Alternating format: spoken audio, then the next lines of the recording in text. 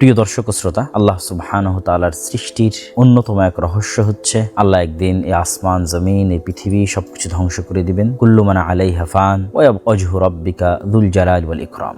সব ধ্বংস হয়ে যাবে, শুধু আল্লাহ সুবহানাহু তাআলাই থাকবেন। পবিত্র কোরআনের যদি আমরা সম্পূর্ণরূপে সামারি করি, তাহলে দুটি বিষয়ের প্রতি পবিত্র কোরআন সবচেয়ে বেশি ফোকাস দিয়েছে। এক, আল্লাহ সুবহানাহু তাআলার একত্ববাদ, আর দুই, পরকাল, আল ইয়াউমুল আখির, আল্লাহর ওয়াদা। আর আল্লাহর ওয়াদা সত্য। তো আল্লাহ সুবহানাহু তাআলার সেই ওয়াদা, পৃথিবী ধ্বংস হওয়া, এটি একটি চিরন্তন সত্য এবং সকল আসমানি কিতাবের মূল সার নির্যাস যে একদিন এই পৃথিবী ধ্বংস হয়ে যাবে এবং কিয়ামত সংঘটিত হবে, পুনরুত্থান ঘটবে, বিচার হবে। অনেকে হয়তো প্রশ্ন করতে পারেন, এই কিয়ামতের কথা তো আমরা হাজারো লক্ষ বছর থেকে শুনে আসছি, কিয়ামত তো হয় না, কবে হবে? তাদের জন্য রাসূলুল্লাহ সাল্লাল্লাহু আলাইহি ওয়াসাল্লামের পক্ষ থেকে চমৎকার উত্তর আছে যে প্রত্যেক মানুষের মৃত্যুই কামাত কিয়ামতুহু, তার মৃত্যুই তার জন্য কিয়ামত।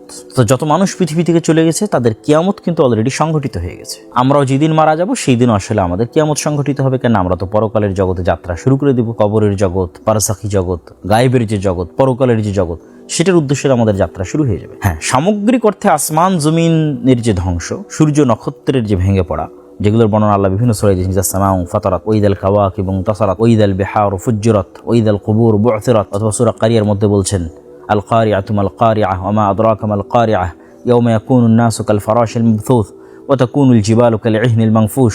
অথবা সূরা জিলজালের মধ্যে বলছেন, ইযা যুলজিলাতিল আরযু জিলজালাহা ওয়া আখরাজাতিল আরযু আথকালাহা। এই যে ভয়ঙ্কর দৃশ্যগুলো, যে আসমান, সূর্য, নক্ষত্র, চন্দ্র ভেঙে চূর্ণ বিচূর্ণ হয়ে যাবে, হিমালয়ের মতো পাহাড় ধ্বনিত তুলার ন্যায় আকাশে উড়বে, মানুষ পঙ্গপালের মতো হয়ে যাবে, এই ঘটনাগুলো ঘটবে। এগুলো আমরা চোখে দেখি অথবা না দেখি, কিন্তু এই ঘটনাগুলো ঘটার পূর্বে পৃথিবীর ইতিহাসের সবচেয়ে ভয়ঙ্কর ফিতনা দেখা দিবে।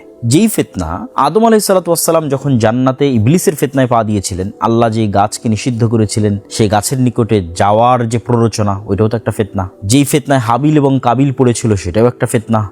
যেই ফিতনায় কওমে নূহ পড়েছিল, শিরকের ফিতনা। যেই ফিতনায় কওমে লূত পড়েছিল, জেনার ফিতনা। এগুলো সকল ফিতনার চাইতে ভয়াবহ ফিতনা, যে ফিতনা সম্পর্কে পৃথিবীর সকল নবী এবং রাসূল সতর্ক করে গেছেন, সেটি হচ্ছে দাজ্জালের ফিতনা। এবং রাসূলুল্লাহ সাল্লাল্লাহু আলাইহি ওয়াসাল্লাম স্পষ্টভাবে বলে গেছেন যে কিয়ামতের পূর্ব মুহূর্তের যে ঘটনাবলীর কথা উনি বলেছেন, কিয়ামত সংঘটিত হতে যদি আর একদিনও বাকি থাকে, তবু এই সবগুলো ঘটনা সংঘটিত হবে। সুতরাং এই বিষয়গুলো অত্যন্ত সিরিয়াস এবং এই বিষয়গুলো আমাদের জানা আরো কেন জরুরি। বর্তমান বিশ্বে সায়েন্স অ্যান্ড টেকনোলজির এই উন্নত প্রযুক্তির যুগে গায়েবের এই বিষয়গুলোকে যেমন একদল মানুষ অস্বীকার করে বসে, একদল মানুষ যেমন তাবিল, দূরবর্তী ব্যাখ্যা করে, আর একদল মানুষ তেমন কাল্পনিক সময় নির্ধারণ করে, এতদিনের মধ্যে ইমাম মাহদি আসবে, এতদিনের মধ্যে দাজ্জাল আসবে। এই যে ভ্রান্ত চিন্তা চেতনা, এগুলোর মধ্যে আমাদের সঠিকটা জানার জন্য হলো এই বিষয়ে জ্ঞান অর্জন করতে হবে। দেখেন, কিয়ামত কখন হবে তা মুহাম্মদ সাল্লাল্লাহু আলাইহি সাল্লামও জানতেন না। কিয়ামত কখন হবে তা স্বয়ং ইসরাফিলও জানে না। যদি ইসরাফিল জানতো যে অমুক সালের এত তারিখে এতটার সময় কিয়ামত হবে, তাহলে ইসরাফিল তার সজাগ অবস্থায় বাঁশিতে ফু দেওয়ার জন্য প্রস্তুত থাকতো না। ও যেই দিন রেস্টে বিশ্রামে থাকতো, যেই দিন দেওয়ার দরকার হতো সেই দিন দিত। কিন্তু সে 24 ঘন্টা প্রস্তুত আছে যে কখন আল্লাহ বলেন বাঁশিতে ফু দেওয়ার জন্য। মানে সেও জানে না যে আসলে কখন আল্লাহ বলবেন। সুতরাং এটা নির্ধারণ করা যে অমুক দিন এতদিনের মধ্যে, এটা না আল্লাহ সুবহানাহু ওয়া তাআলা কোরআনে করেছেন, না তার রাসূল হাদিসের মধ্যে করেছে। সবাই কি বর্ণনা করেছে? আলামত এবং চিহ্ন। তো এই আলামত এবং চিহ্নগুলো নিয়ে আজকে কেন আমরা আলোচনা করছি? আজকে আলোচনা করার প্রেক্ষাপটটা যদি আমরা বুঝি, আমি আপনাদের একটু দেখাই।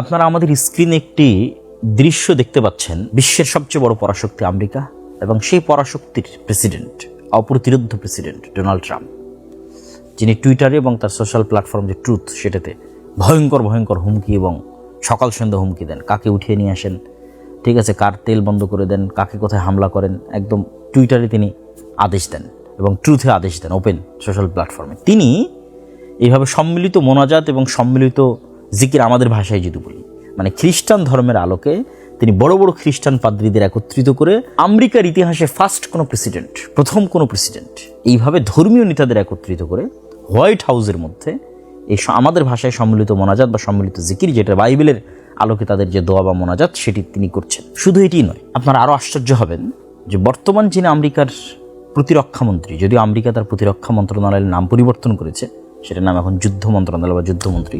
বর্তমান আমেরিকার যিনি যুদ্ধমন্ত্রী, তিনি তার শরীরে, তার গায়ে, তার বাহুতে কিছু ট্যাটু অঙ্কন করে রেখেছেন, যেই ট্যাটু মুসলমানদের চমকে দেওয়ার মতো। আমরা মুসলমানেরা ছোটবেলা থেকেই শুনেছি যে দাজ্জালের কপালে কাফের লেখা থাকবে আরবিতে, শুধু মুমিনেরা সেটা দেখতে পাবে। তো এই যুদ্ধমন্ত্রী, প্রতিরক্ষা মন্ত্রী তার বাহুতে কাফের আরবিতে স্পষ্টভাবে ট্যাটু করে রেখেছে। তার মানে সেই দাজ্জাল, এটি আমরা বলতেছি না, কিন্তু এই বিষয়গুলো অবশ্যই তার বাহুতে লেখা এই কাফের মুসলমানদেরকে চমকে দেওয়ার মতো। যে রাসূল সাল্লাল্লাহু আলাইহি ওয়াসাল্লামের যে হাদিস আমরা শুনে আসলাম যে দাজ্জালের কপালে লেখা থাকবে কাফের, সেটা কেউ তার শরীরে ট্যাটু করে রাখতেছে এবং একটা বিশ্বের পরাশক্তির এত বড় পর্যায়ের মন্ত্রী, এটা অবশ্যই চিন্তার বিষয়। শুধু তাই নয়, সে কিন্তু অনেক বইও লিখেছে। তার মধ্যে তার অন্যতম একটি বই হচ্ছে আমেরিকান ক্রুসেড, তথা আমেরিকা ধর্মযুদ্ধ করতেছে বা ধর্মযুদ্ধ করা উচিত, এই তত্ত্বের উপর কিন্তু সে একটি বই লিখে ফেলেছে। শুধু এই পর্যন্ত সীমাবদ্ধ নয়, আপনারা সকলে আন্তর্জাতিক প্রতিষ্ঠান, অর্থ লেনদেনের, যারা বিদেশ থেকে টাকা পয়সা পাঠান তারা জানেন, পেপ্যালের সহকারী প্রতিষ্ঠাতা এবং এআই ভালো মোটামুটি এআই নিয়ে কাজ করতেছে, আর্টিফিশিয়াল ইন্টেলিজেন্স নিয়ে, পিটার থিয়েল, তার কথা আপনারা অনেকেই জানেন। পিটার থিয়েল কিন্তু ধারাবাহিক সিরিজ আলোচনা করতেছে অ্যান্টি ক্রাইস্টের উপর। অ্যান্টি ক্রাইস্ট মানে দাজ্জালকে বাইবেলের প্রফেসি অনুযায়ী, বাইবেলের ভবিষ্যৎবাণী অনুযায়ী অ্যান্টি ক্রাইস্ট বলা হয় দাজ্জালকে।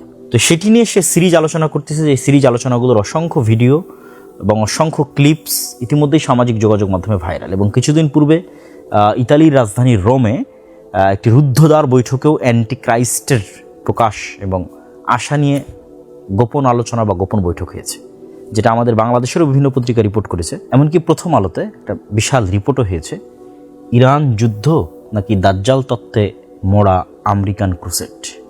এবং এই বিশাল রিপোর্টে দাজ্জাল কেন্দ্রিক যে তথ্যগুলো আমি আপনাদের সামনে তুলে ধরলাম, এখন যেগুলো নিয়ে আলোচনা হচ্ছে সেগুলোর মোটামুটি একটা আলোচনা এখানেও আছে, আপনারা পেয়ে যাবেন এখানে। প্রিয় দর্শক শ্রোতা, যখন আমাদের নবী মুহাম্মদ সাল্লাল্লাহু আলাইহি ওয়াসাল্লাম পৃথিবীতে আগমন করেন, তার আগে থেকেই পৃথিবীতে কানাঘুষা হচ্ছিল যে শেষ নবী আসবে, শেষ নবীর আসার সময় হয়ে আসতেছে। এবং এই কারণে ইহুদিরা মদিনায় হিজরত করেছিল, তারা জানতো যে এখানে শেষ নবীর আগমন ঘটবে। আমি জানি না পৃথিবীর হিস্ট্রিতে, বিশেষ করে মুহাম্মদ সাল্লাল্লাহু আলাইহি ওয়াসাল্লামের মৃত্যুর পরে গত 1400 বছরে কখনো, মুসলমানেরা তো সবসময় তাদের মধ্যে দাজ্জাল এবং কিয়ামত কেন্দ্রিক আলোচনা, বই পুস্তক, লেখালেখি এগুলো সবসময় হয়েছে, কিন্তু ওয়ার্ল্ড ওয়াইড যে বিশ্বের অন্য ধর্মের মানুষেরাও দাজ্জাল নিয়ে আলোচনা করতেছে, দাজ্জাল নিয়ে লেখালেখি করতেছে এবং তারাও ভাবতেছে যে দাজ্জাল আসবে অথবা আসতেছে, এরকম ধরনের ব্যাপক আলাপ আলোচনা অতীতে কখনো হয়েছে কিনা এটা আমার জানা নেই। এবং এখানে আরও একটি রিপোর্ট আপনারা সকলেই দেখে থাকবেন, আমিও আপনাদের দেখাচ্ছি। কিছুদিন পূর্বে গার্ডিয়ান পত্রিকায় একটি রিপোর্ট হয়, আপনারা দেখতে পাচ্ছেন সেই রিপোর্টটি, যে US troops were told war on Iran was all part of God's divine plan. যে আমেরিকার সেনাবাহিনীরা সাক্ষ্য দিচ্ছে যে এই যুদ্ধটা মূলত আল্লাহ সুবহানাহু ওয়া তাআলার পরিকল্পনা অনুযায়ী হচ্ছে। তারা বলতেছে যেটা হচ্ছে এন্ড টাইমস, শেষ সময়ের যে যুদ্ধ, এবং এই শেষ সময়ের যুদ্ধকে বাইবেলে আর্মাগেড্ডন বলা আছে এবং সেটিকেও তারা এখানে কানেক্ট করেছে। এই যে আপনারা দেখতে পাচ্ছেন যে বুক অফ রিভিলেশন তথা বাইবেলের যেটা বুক অফ রিভিলেশন, সেখানে যে আর্মাগেড্ডন তথা শেষ সময়ের যে যুদ্ধের কথা বলা হচ্ছে, সেই শেষ সময়ের যুদ্ধ শুরু করার জন্য, সেই এন্ড টাইম শুরু করার জন্য মূলত তারা এই যুদ্ধটা শুরু করেছে। এটা আমরা আপনাদের সামনে তুলে ধরছিলাম গার্ডিয়ান পত্রিকা রিপোর্ট। প্রিয় দর্শক শ্রোতা, আমরা ভূমিকা স্বরূপ আপনাদের সামনে কিছু তথ্য তুলে ধরলাম, যেগুলোতে আমরা দেখতে পেলাম যে বর্তমান বিশ্বে শেষ জামানা নিয়ে মুসলমানদের মধ্যে নয়, অন্যদের মধ্যে আলোচনা হচ্ছে এবং তারা সেই শেষ জামানার যুদ্ধগুলো শুরু করতেছে মনে হবে তাদের ধারণা।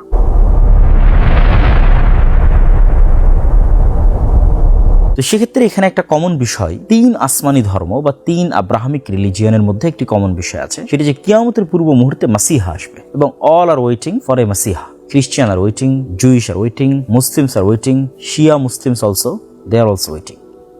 সবাই মাসিহার অপেক্ষা করতেছে। মাসিহা মানে হচ্ছে যিনি উদ্ধার করে, আরবিতে মাসিহ মানে যিনি উদ্ধার করে বিপদ থেকে। তো ঈসা আলাইহিস সালাতু ওয়াস সালামও মাসিহ, দাজ্জালও মাসিহ, মাসিহাত দাজ্জাল, ঈসা মাসিহ। আমরাও কিন্তু আমাদের আরবিতে আমাদের দোয়ার মধ্যেও ঈসা আলাইহিস সালাতু ওয়াস সালামকে ঈসা মাসিহ এবং দাজ্জালকে মাসিহাত দাজ্জাল, মাসিহ বলেই সম্বোধন করা হয়েছে। তথা শেষ জামানায় বিপদ থেকে উদ্ধার করবে এরকম একজন ব্যক্তি আসবে, সেটার অপেক্ষায় খ্রিস্টানেরাও, সেটার অপেক্ষায় ইহুদিরাও, সেটার অপেক্ষায় মুসলমানেরাও। খ্রিস্টানদের সাথে মুসলমানদের আরেকটি যেটা বড় মিল, সেটা হচ্ছে খ্রিস্টানেরাও বিশ্বাস করে ঈসা আলাইহিস সালাতু ওয়াস সালাম দ্বিতীয়বার পৃথিবীতে আসবেন, মুসলমানেরাও বিশ্বাস করে ঈসা আলাইহিস সালাতু ওয়াস সালাম দ্বিতীয়বার পৃথিবীতে আসবেন। যদিও খ্রিস্টানেরা বিশ্বাস করে যে ঈসা আলাইহিস সালাতু ওয়াস সালাম মৃত্যুবরণ করেছেন, আর মুসলমানেরা বিশ্বাস করে ঈসা আলাইহিস সালাম জীবিত অবস্থায় তাকে আকাশে উঠিয়ে নেওয়া হয়েছে। এবং এখানে আরো একটি মজার বিষয়, সেটি হচ্ছে যেখানে ইহুদিদের বিশ্বাস অনুযায়ী মারিয়াম আলাইহিস সালাতু ওয়াস সালাম একজন খারাপ মহিলা, নাউজুবিল্লাহ, এবং তার সন্তান অবৈধ সন্তান, নাউজুবিল্লাহ, এবং তারাই তাকে হত্যা করেছে। ইহুদিরাও বিশ্বাস করে তারা সাকসেসফুলি ঈসা আলাইহিস সালামকে হত্যা করেছে। এবং খ্রিস্টানেরা যেখানে বিশ্বাস করে যে তিনি তাদের নবী এবং পবিত্র, সেখানে তাদের নবীর হত্যাকারী এবং তাদের নবীর মায়ের প্রতি অপবাদ দানকারী এবং তাদের নবীকে অবৈধ সন্তান ঘোষণাকারী যে সম্প্রদায় ইহুদি, তাদের প্রতি তাদের যে পরিমাণ শত্রুতা হওয়া উচিত সেটি কিন্তু আমরা এখন দেখছি না। যেটি কিন্তু হিস্ট্রি বলে যে তাদের মধ্যে শত্রুতা সবচেয়ে বেশি ছিল। কিন্তু হিস্ট্রিতে প্রথমবারের মতো এত বড় বিশ্বাসগত বৈপরীত্য থাকার পরেও তাদের যে একতা, এটার কারণে আধুনিক অনেক বিশ্লেষক বিশ্লেষণ করেছেন যে এটার পিছনেও এক প্রকার খ্রিস্টান, যাদেরকে বলা হয় ইভ্যাঞ্জেলিক্যাল খ্রিস্টিয়ান বা জায়নিস্ট খ্রিস্টিয়ান। ইভ্যাঞ্জেলিক্যাল মানে ইঞ্জিল কেন্দ্রিক, ইঞ্জিলকে ইংরেজিতে ইভাঞ্জেল বলে, ইঞ্জিল কেন্দ্রিক তথা বাইবেল কেন্দ্রিক, বাইবেলের প্রতি ফোকাস দেয়, এরকম যারা খ্রিস্টান, আপনি এটা নিয়ে সার্চ দিতে পারেন, রিসার্চ করতে পারেন। আমরাও আপনাদেরকে স্ক্রিনে দেখাচ্ছি যে তাদের বিশ্বাস হচ্ছে জেরুজালেমে যতক্ষণ থার্ড টেম্পল তৈরি না হচ্ছে ততক্ষণ বাইবেলিক্যাল প্রফেসি পূরণ হবে না, এবং বাইবেলিক্যাল প্রফেসি অর্থাৎ বাইবেলের বলা ভবিষ্যৎবাণী তখনই পূরণ হবে যখন জেরুজালেমে থার্ড টেম্পল তৈরি হবে এবং সকল ইহুদিরা জেরুজালেমে একত্রিত হবে, এবং তখনই এন্টিক্রাইস্ট বের হবে, এবং এন্টিক্রাইস্ট বের হলেই ঈসা আলাইহিস সালাম পুনরায় পৃথিবীতে নেমে আসবেন।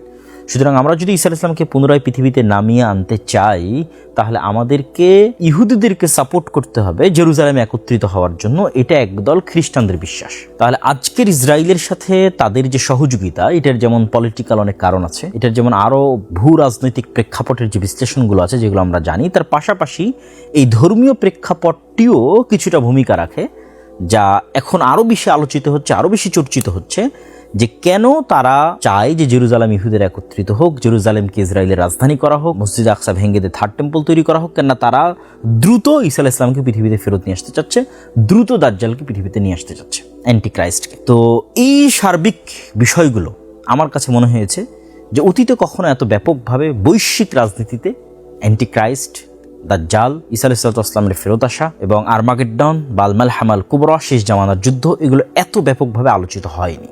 মুসলমানদের মধ্যে আলোচিত হলেও বিশ্বব্যাপী আলোচিত হয়নি, কিন্তু এখন বিশ্বব্যাপী আলোচিত হচ্ছে, যা আমি আপনাদের সামনে তুলে ধরলাম। সুতরাং এই বিষয়গুলো সম্পর্কে আমাদের নবী মুহাম্মদ সাল্লাল্লাহু আলাইহি সাল্লাম কি বলতেন, কি বলেছেন, এবং সেগুলোর সঠিক ব্যাখ্যা কি হতে পারে তা আমাদের জানা অতীব জরুরি। তাই চলুন আমরা শুরু করি শেষ জামানা সম্পর্কে রাসূলুল্লাহ সাল্লাল্লাহু আলাইহি সাল্লামের বলা সেই সমস্ত আল মালাহিমুল কুবরা বা আল মালহামা, ভয়ঙ্কর ফিতনা এবং ভয়ঙ্কর যুদ্ধের যে বিবরণীগুলো, সেগুলো কোনটার পর কোনটা কিভাবে সংঘটিত হতে থাকবে এবং দৃশ্যপটগুলো কিভাবে পরিবর্তন হবে এবং সেটার সামারি, সার নির্যাস কি, আমরা জানার চেষ্টা করি।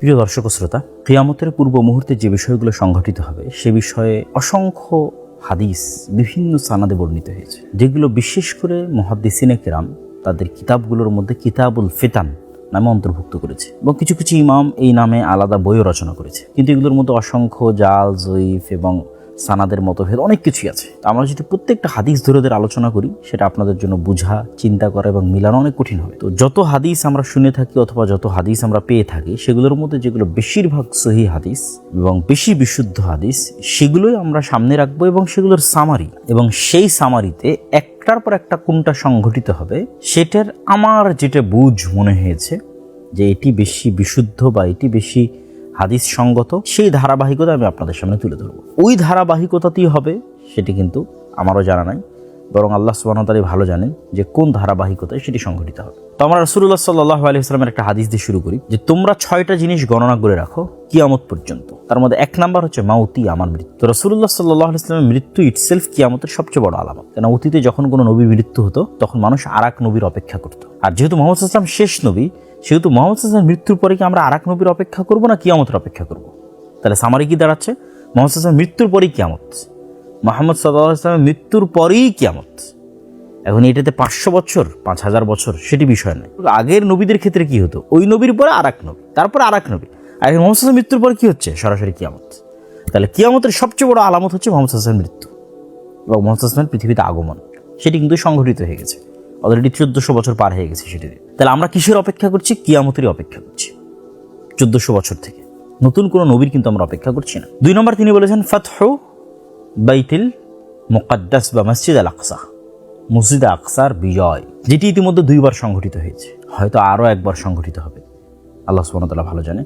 ওমর রাদিয়াল্লাহু তাআলা আনহুর সময় একবার সংঘটিত হয়েছে এবং দ্বিতীয়বার সালাহুদ্দিন আইয়ুবীর সময় সংঘটিত হয়েছে। যদিও এই মসজিদ আকসা বা এই জেরুজালেম নগরী মুহাম্মদ সাল্লাল্লাহু আলাইহি ওয়াসাল্লামের পূর্বেও বহুবার বিজয় হওয়া এবং না হওয়া কেন্দ্রিক হিস্ট্রি আছে। স্বয়ং রাসূল সাল্লাল্লাহু আলাইহি ওয়াসাল্লামের যুগে আছে, যেটা আমি আমার বই ফিলিস্তিনে বিস্তারিত আলোচনা করেছি, ওখান থেকে আপনারা এই বিষয়টা দেখে নিতে পারেন।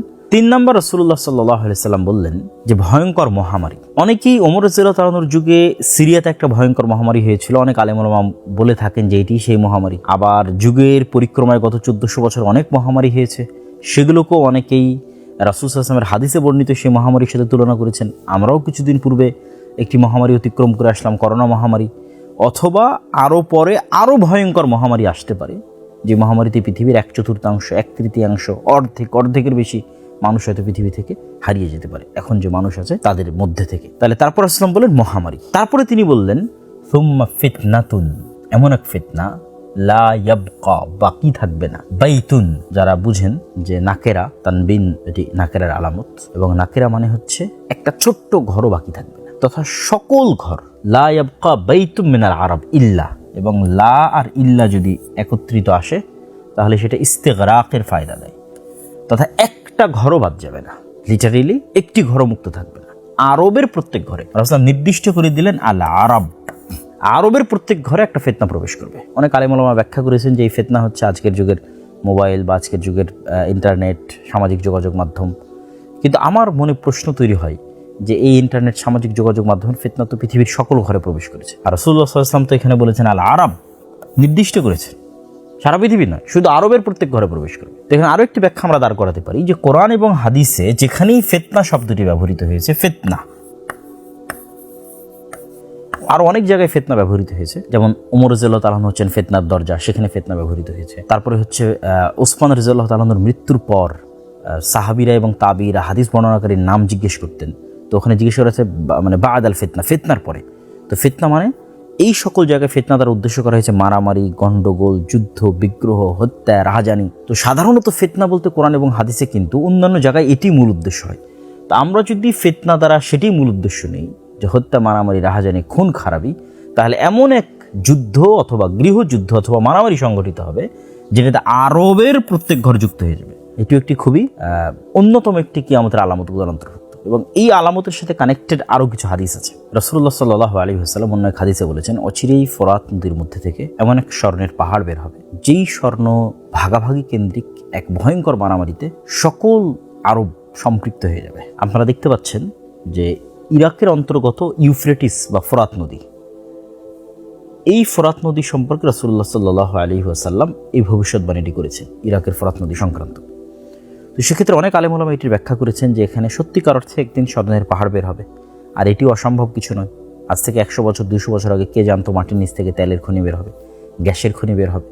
এটা যেমন আজ থেকে 500 বছর আগের মানুষের কাছে অসম্ভব ছিল, হয়তো আমাদের কাছে অসম্ভব মনে হচ্ছে যে ফোরাত নদী থেকে কীভাবে স্বর্ণের পাহাড় বের হবে, কিন্তু একদিন বাস্তবই হবে। অথবা কিছু আলেম ওলামা ব্যাখ্যা করেছেন যেখানে স্বর্ণ দ্বারা মূল্যবান কিছু উদ্দেশ্য, দামি কিছু উদ্দেশ্য, যেমনটা আমরা আমাদের পরিভাষায় দামি কোনো কিছুকে স্বর্ণের সাথে তুলনা করে থাকি। তো সেক্ষেত্রে যদি আমরা তেলের কথা চিন্তা করি, তাহলে আজকের এখন যে যুদ্ধ ইরান আমেরিকা অথবা আমেরিকা ভেনেজুয়েলা যে যুদ্ধ, সেটি থেকে আমরা অন্তত দেখতেছি, এবং পেট্রোল পাম্পগুলোতে যে বিশাল লম্বা লাইন এবং তেলের যে সংকট আমরা আমাদের এই সময় এখন দেখতেছি, সেটা থেকে আমরা বুঝতেছি যে তেল স্বর্ণের চেয়েও দামি। কারণ আজকে যদি জ্বালানি বন্ধ হয়ে যায়, গ্যাস এবং তেল বন্ধ হয়ে যায়, তাহলে পৃথিবী 100 বছর পূর্বে ফিরে যাবে। বিদ্যুৎ উৎপাদন হবে না, বিদ্যুৎ উৎপাদন না হলে আপনার মোবাইল কম্পিউটার কিছু চলবে না, মোবাইল কম্পিউটার কিছু না চললে, গাড়ি ঘোড়া না চললে, বিমান না চললে, পানি জাহাজ না চললে, আপনি কল্পনা করেন পৃথিবী 500 বছর পূর্বের যে গরুর গাড়ি এবং ঘোড়ার যুগ, সেটাতে ফেরত চলে যাবে। তাহলে আজকের জ্বালানি কিন্তু আমরা দেখতেছি স্বর্ণের চেয়েও দামিতে পরিণত হয়েছে। তাহলে যদি ওই ব্যাখ্যা গ্রহণ করা হয় যে দামি কিছু, তাহলে সেটি জ্বালানি হওয়াও অসম্ভব কিছু নয়। তবে আমরা হাদিসকে হাদিসের প্রকাশ্য অর্থের উপর রাখাকেই সমীচীন মনে করি। হাদিস রাসূল সাল্লাল্লাহু আলাইহি ওয়াসাল্লাম স্পষ্টভাবে যাহাব, স্বর্ণ শব্দটি ব্যবহার করেছেন। চলেন একটু হাদিসটা দেখি। রাসূলুল্লাহ সাল্লাল্লাহু আলাইহি ওয়াসাল্লাম হাদিসে বলছেন যে ইউশিকুল ফরাত, অচিরে ফরাত নদী থেকে আইয়াহসারা আন জাবালিন, একটি পাহাড় প্রকাশ পাবে, মিন যাহাবিন, স্বর্ণের। স্পষ্টভাবে তিনি স্বর্ণের বলেছেন। হাদিসের যতগুলো রিওয়ায়াত আছে প্রায় সকল রিওয়ায়াতে যে আন জাবালিন মিন যাহাবিন, সবগুলোতে আন কানজিন মিন যাহাবিন, স্বর্ণের পাহাড় অথবা স্বর্ণের কানজ বা স্বর্ণের খাজানা বা স্বর্ণের খনি বের হবে, এবং মানুষ সেটি নিয়ে যুদ্ধ করবে ভয়াবহ, সেটিও সেখানে উল্লেখ আছে। তো সেক্ষেত্রে আমরা হাদিসটিকে হাদিসের প্রকাশ্য অর্থের উপর রাখাকেই বেশি সমীচীন মনে করি। আল্লাহু আ'লাম বিসওয়াব।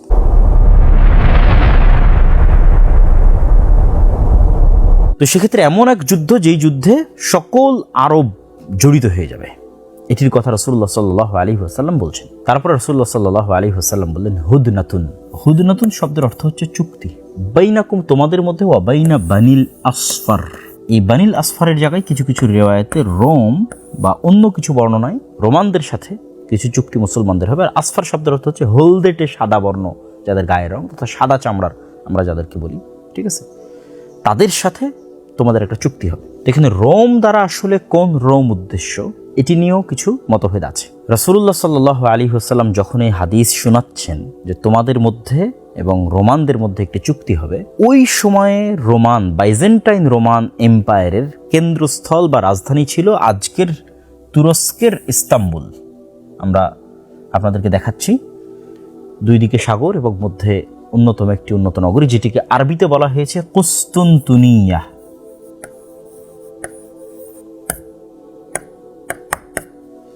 এবং ইংরেজিতে বলা হয় কনস্টান্টিনোপল, এবং আমরা চিনি ইস্তাম্বুল নামে। আর যদি আমরা সরাসরি রোম দ্বারা ইতালির রাজধানী রোম ধরি, এই যে ইতালি এবং ইতালির রাজধানী রোম, এটি যদি আমরা গণ্য করি, অনেকে এটিকে ব্যাখ্যা করেছেন, তাহলে ওখানে ইস্তাম্বুল এবং এখানে রোম।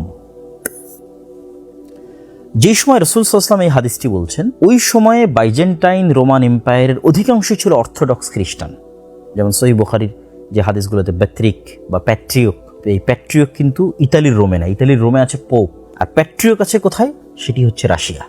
এই যে আমরা মস্কো দেখতে পাচ্ছি, রাশিয়া, এবং রাশিয়ার প্রেসিডেন্ট ভ্লাদিমির পুতিন, তিনিও অর্থোডক্স খ্রিস্টান পাদ্রীদের দ্বারা অনেক বেশি প্রভাবিত। তাহলে যেই সময় রাসূল সাল্লাল্লাহু আলাইহি ওয়াসাল্লাম বলছেন, ওই সময় বাইজেন্টাইন এম্পায়ার, যেটা তুরস্কের রাজধানী ইস্তাম্বুল, যেটা আমরা আপনাদেরকে ইন্ডিকেট করে দিলাম, আর ইতালির রাজধানী রোম আর মস্কো। তো রোম দ্বারা যদি ইতালির রাজধানী রোম উদ্দেশ্য হয়, তাহলে পুরো ইউরোপ। আর যদি আমরা অর্থোডক্স খ্রিস্টান উদ্দেশ্য নেই, তাহলে রাশিয়া। তো যখন রোমানদের সাথে মুসলমানদের একটি চুক্তি হবে, তখন তারা একত্রিত অবস্থায় তৃতীয় আর এক শত্রুর বিরুদ্ধে যুদ্ধ করবে। এটি ইন্ডিকেট করা খুব কঠিন যে সেই তৃতীয় শত্রু কারা। মানে আমরা যদি আজকের বিশ্ব ব্যবস্থা অনুযায়ী চিন্তা করি, এটাই যে সংগঠিত হবে তা কিন্তু নয়। আজ থেকে 1000 বছর আগে পৃথিবীর বিশ্ব ব্যবস্থা এরকম ছিল না, আজ থেকে 500 বছর আগে পৃথিবীর বিশ্ব ব্যবস্থা এরকম ছিল না। তাহলে প্রত্যেক আলেম তার যুগ অনুযায়ী যদি চিন্তা করে যে তাহলে আজকের রোমান কারা এবং আজকের তৃতীয় শত্রু কারা হতে পারে, আজ থেকে 500 বছর পরে পৃথিবীর প্রেক্ষাপট চেঞ্জ হয়ে যেতে পারে, তখন অন্য কাউকে তৃতীয় শত্রু মনে হতে পারে। কিন্তু এই ঘটনা অবশ্যই ঘটবে। রাসূল সাল্লাল্লাহু আলাইহি ওয়াসাল্লাম বলছেন যে কিয়ামত সংঘটিত যদি একদিনও বাকি থাকে, তো বইটি সংঘটিত হবে। তা আমরা যেহেতু আমাদের পরের ভবিষ্যতের কথা বলতে পারবো না, এখনকার প্রেক্ষাপটের আলোকে যদি আমরা রোম দ্বারা ইতালির রোম উদ্দেশ্য নেই, তাহলে ইউরোপের সাথে মুসলমানদের একটা চুক্তি হবে। আর তৃতীয় শত্রু যদি আমরা চিন্তা করি, তাহলে সেই তৃতীয় শত্রু মস্কো হতে পারে, তৃতীয় শত্রু চায়নাও হতে পারে, তৃতীয় শত্রু ইসরায়েলও হতে পারে, তৃতীয় শত্রু পারস্য হতে পারে, তৃতীয় শত্রু হিন্দুরাও হতে পারে, ঠিক আছে। তৃতীয় শত্রু আমেরিকা ইসরায়েলের সম্মিলিত শক্তি হতে পারে। আর যদি আমরা চিন্তা করি রোম দ্বারা আজকের বিশ্ব অনুযায়ী এটি হবে, তা কিন্তু বলতেছি না, কেননা 500 বছর আগে একরকম ছিল, আজ একরকম, আজ 500 বছর আর একরকম হবে। যদি চিন্তা করি যে না মস্কো রাশিয়া, তাহলে মুসলমানদের সাথে মস্কো রাশিয়া বা সেই কেন্দ্রিক যে জোট, তারা একত্রিত হবে। আর তৃতীয় শত্রু তাহলে ইউরোপ, তৃতীয় শত্রু তাহলে আমেরিকা। আল্লাহু আ'লাম, সকল কিছুরই সম্ভাবনা আছে। এই যে যুদ্ধের বর্ণনা রাসূলুল্লাহ সাল্লাল্লাহু আলাইহি ওয়াসাল্লাম দিচ্ছেন, যে রোমান খ্রিস্টানেরা এবং মুসলমানেরা একত্রিত হয়ে এক তৃতীয় শত্রুর বিরুদ্ধে যুদ্ধ করবে, এবং সেই তৃতীয় শত্রুর বিরুদ্ধে তোমরা বিজয় অর্জন করবে। এই বিজয় অর্জনের পর একজন খ্রিস্টান ক্রোশ উত্তোলন করে বলবে, ক্রোশ চিহ্ন, যে এই ক্রোশের কারণেই আমাদের বিজয় হয়েছে, এই ক্রস চিহ্নের কারণেই আমাদের বিজয় হয়েছে। তখন আর এক মুসলমান উঠে তার ইমানি জাজবার কারণে সে বলবে, না, আল্লাহর সহযোগিতা আমার বিজয় হয়েছে, এবং সে এটা ভেঙে দেবে। তখনই এই যে রোমান খ্রিস্টানদের সাথে মুসলমানদের যে একটা চুক্তি হলে, চুক্তিটা ভেঙে যাবে। রাসূলুল্লাহ সাল্লাল্লাহু আলাইহি ওয়াসাল্লাম বলছেন, ওই দিন রোমান খ্রিস্টানদের 80টি পতাকা থাকবে, এবং প্রত্যেক পতাকার অধীনে 12,000 সেনাবাহিনী থাকবে। 12,000, 80টি পতাকার অধীনে রোমান খ্রিস্টানরা একত্রিত হবে। 80টি পতাকার দ্বারা যদি আমরা 80টা দেশ উদ্দেশ্য নিয়ে হতেও পারে, আল্লাহু আ'লাম, আল্লাহ সুবহানাহু ওয়া তাআলা ভালো জানেন। প্রত্যেক পতাকার অধীনে 12,000 করে সৈন্যবাহিনী থাকবে। তাহলে ইন টোটাল 12,000 গুণ 80 দিলে 9,60,000, তথা প্রায় 10 লক্ষ, প্রায় 10 লক্ষ নগদ ইনফ্যান্ট্রি তথা একদম যোদ্ধা তারা মুসলমানদের মুখোমুখি হবে। কোন জায়গায় মুখোমুখি হবে এটি রাসূল সাল্লাল্লাহু আলাইহি ওয়াসাল্লাম অন্য আর এক হাদিসে বলে দিয়েছেন। তিনি বলেছেন, ততদিন পর্যন্ত কিয়ামত হবে না যতদিন তোমরা এবং রোমানরা মুখোমুখি না হচ্ছ আমাক এবং দাবেক নামক জায়গায়। চলুন দেখে আসি সেই জায়গাটা কোথায়।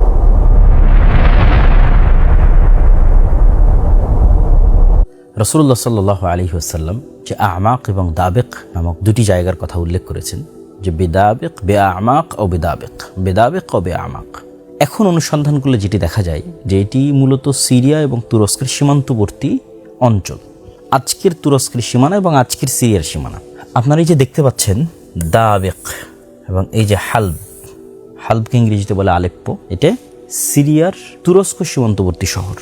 এবং এই যে ইদলিব, এখনকার সিরিয়ার যারা মুজাহিদ, যারা বিজয়ী হলো আহমদ আশারা, তারা কিন্তু এই অঞ্চল থেকে উঠে এসেছে।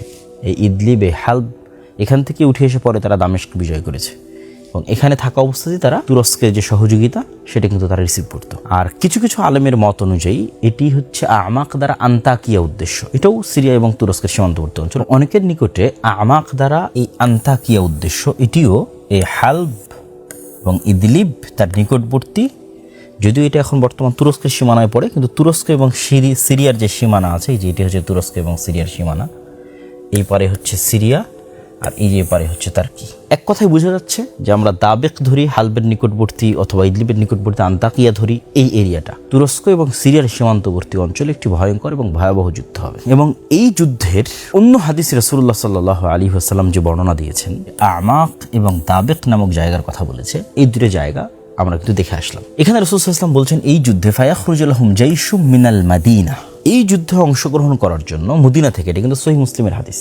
সকল হাদিস গ্রন্থে আছে, মদিনা থেকে খিয়ারু আহলিল আরজ, তৎকালীন বিশ্বের সর্বশ্রেষ্ঠ মানুষ, সবচেয়ে তাকওয়াবান, সবচেয়ে পরহেজগার, সবচেয়ে আল্লাহওয়ালা মানুষরা, মুজাহিদরা মদিনা থেকে বের হয়ে আসবে এই যুদ্ধে অংশগ্রহণ করার জন্য। এবং মদিনাবাসী যেন এই যুদ্ধে অংশগ্রহণ না করে এই জন্য রোমানরা তাদেরকে বলবে, এই যে রোম, এখানে আরবিতে লেখা আছে রোম, মদিনাবাসী যেন এই যুদ্ধে সিরিয়াবাসীর সাথে অংশগ্রহণ না করে এই জন্য রোমানরা বলবে, যাদের কাছে আমাদের বন্দী আছে, আবার কেউ ব্যাখ্যা করেছে যারা আমাদের দিন ত্যাগ করে দিয়েছে, দুই ধরনের ব্যাখ্যা আছে, তাদের সাথে আমরা যুদ্ধ করতে চাই, আমরা সিরিয়াবাসীর সাথে যুদ্ধ করতে চাই, তোমাদের সাথে নয়। কিন্তু মদিনাবাসী বলবে যে না, আমরা আমাদের ভাইদেরকে তোমাদের জন্য ছেড়ে দিব না, এবং তারা একত্রিত হয়ে এই যুদ্ধে অংশগ্রহণ করবে। তথা মদিনা এবং সিরিয়া এই যুদ্ধের অন্যতম একটি পার্ট। সিরিয়ার মানুষ এবং মদিনার মানুষ, তাদের মহব্বত, তাদের ভালোবাসা, তাদের আকীদা, তাদের আমল এই যুদ্ধের অন্যতম বড় একটি অংশ।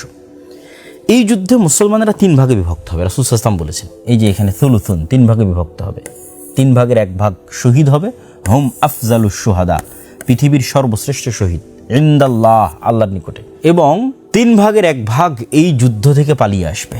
লা ইয়াতুবুল্লাহু আলাইহিম আবাদান, কোনো দিন আল্লাহ তাদের তওবা কবুল করবে না, আবাদা, কোনোদিন আল্লাহ তাদের তওবা কবুল করবে না। 3 ভাগের 1 ভাগ, 3 ভাগের 1 ভাগ পালিয়ে গেল, 3 ভাগের 1 ভাগ শহীদ হলো, আর বাকি 3 ভাগ সুলুসুল আখির তাদেরকে আল্লাহ বিজয় দান করবে। এবং এই পরবর্তী যে 3 ভাগ লা ইফতানুনা আবাদা, তারা পরবর্তীতে কখনো আর ফিতনায় পতিত হবে না। মানে পরবর্তীতে যে দাজ্জালের ফিতনা আসবে, ইয়াজুজ মাজুজের ফিতনা আসবে, পৃথিবীর ভয়ঙ্কর ভয়াবহ ফিতনা আসবে, এই বিজয়ী দল আর কোনো ফিতনা তাদেরকে স্পর্শ করতে হবে, তারা বিজয়ী থাকবে, ফিতনা মুক্ত থাকবে। এই বিজয়ী দল ইফতাতিহুনা কুসতুনতুনিয়া, এই বিজয়ী দল কুসতুনতুনিয়া, কনস্টান্টিনোপল বিজয় করবে। কারণ অনেকেই জানেন যে কনস্টান্টিনোপল কিন্তু ইতিমধ্যেই বিজয় হয়েছে। সুলতান মুহাম্মদ আল ফাতেহ, তিনি উসমানী খেলাফতের অন্যতম একজন বাদশাহ খলিফা, তিনি কিন্তু কনস্টান্টিনোপল বিজয় করেছেন, এবং কনস্টান্টিনোপল বিজয়ের সুসংবাদ রাসূল সাল্লাল্লাহু আলাইহি ওয়াসাল্লাম অনেক হাদিসে মুসলমানদের দিয়ে গেছে। এই জন্য কনস্টান্টিনোপল বিজয় করার জন্য বহু সাহাবী, বহু মুজাহিদ দীর্ঘদিন যাবৎ তারা সীমান্তে, সিরিয়ার সীমান্তে কিন্তু চেষ্টা করতেন, সফল হতে পারতেন না। কিন্তু সুলতান মুহাম্মদ আল ফাতেহ কিন্তু সফল হয়েছেন। কিন্তু এই বিজয় কিন্তু সেই বিজয় নয়, কেন অলরেডি সেই বিজয়ের পার হওয়া 500 বছর হয়ে গেছে। আর এখানে যে বিজয়ের কথা বলতেছে, এই বিজয়ের পরেই মূলত দাজ্জাল, মাসিহ আদ-দাজ্জাল বের হবে। তাহলে এটা এমন এক বিজয়, যেই বিজয়ের পরে দাজ্জাল বের হবে, তাহলে ওই বিজয় সেই বিজয় নয়।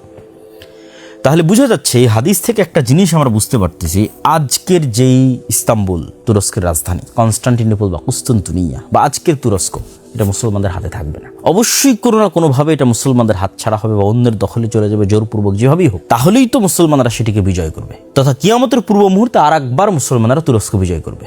তথা এখন যে তুরস্ক মুসলমানদের হাতে আছে এই তুরস্ক মুসলমানদের হাতে থাকবে না।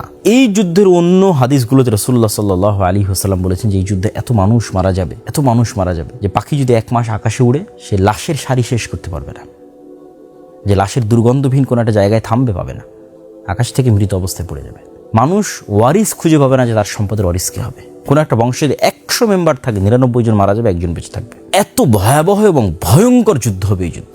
এবং এখানে আরও একটা বিষয় আপনাদের তুলে ধরি যে এই যুদ্ধের সাথে অন্য আর কিছু হাদিসকে যদি ইনক্লুড করি তাহলে বোঝা যায় যে এই যুদ্ধের পরপরই মুসলমানদের এই বিজয় কাফেলা রোম পর্যন্ত পৌঁছে যেতে পারে। কিছু কিছু হাদিসে বলা আছে ইতালির রাজধানী রোম। হাদিসগুলোর সহিহ জয়ীফ নিয়ে মতভেদ থাকতে পারে। আবার এই বিজয় কাফেলা কিন্তু মসজিদে আকসাও বিজয় করতে পারে বা মসজিদে আকসা তো মুসলমানদের শাসন ব্যবস্থা থাকতে পারে।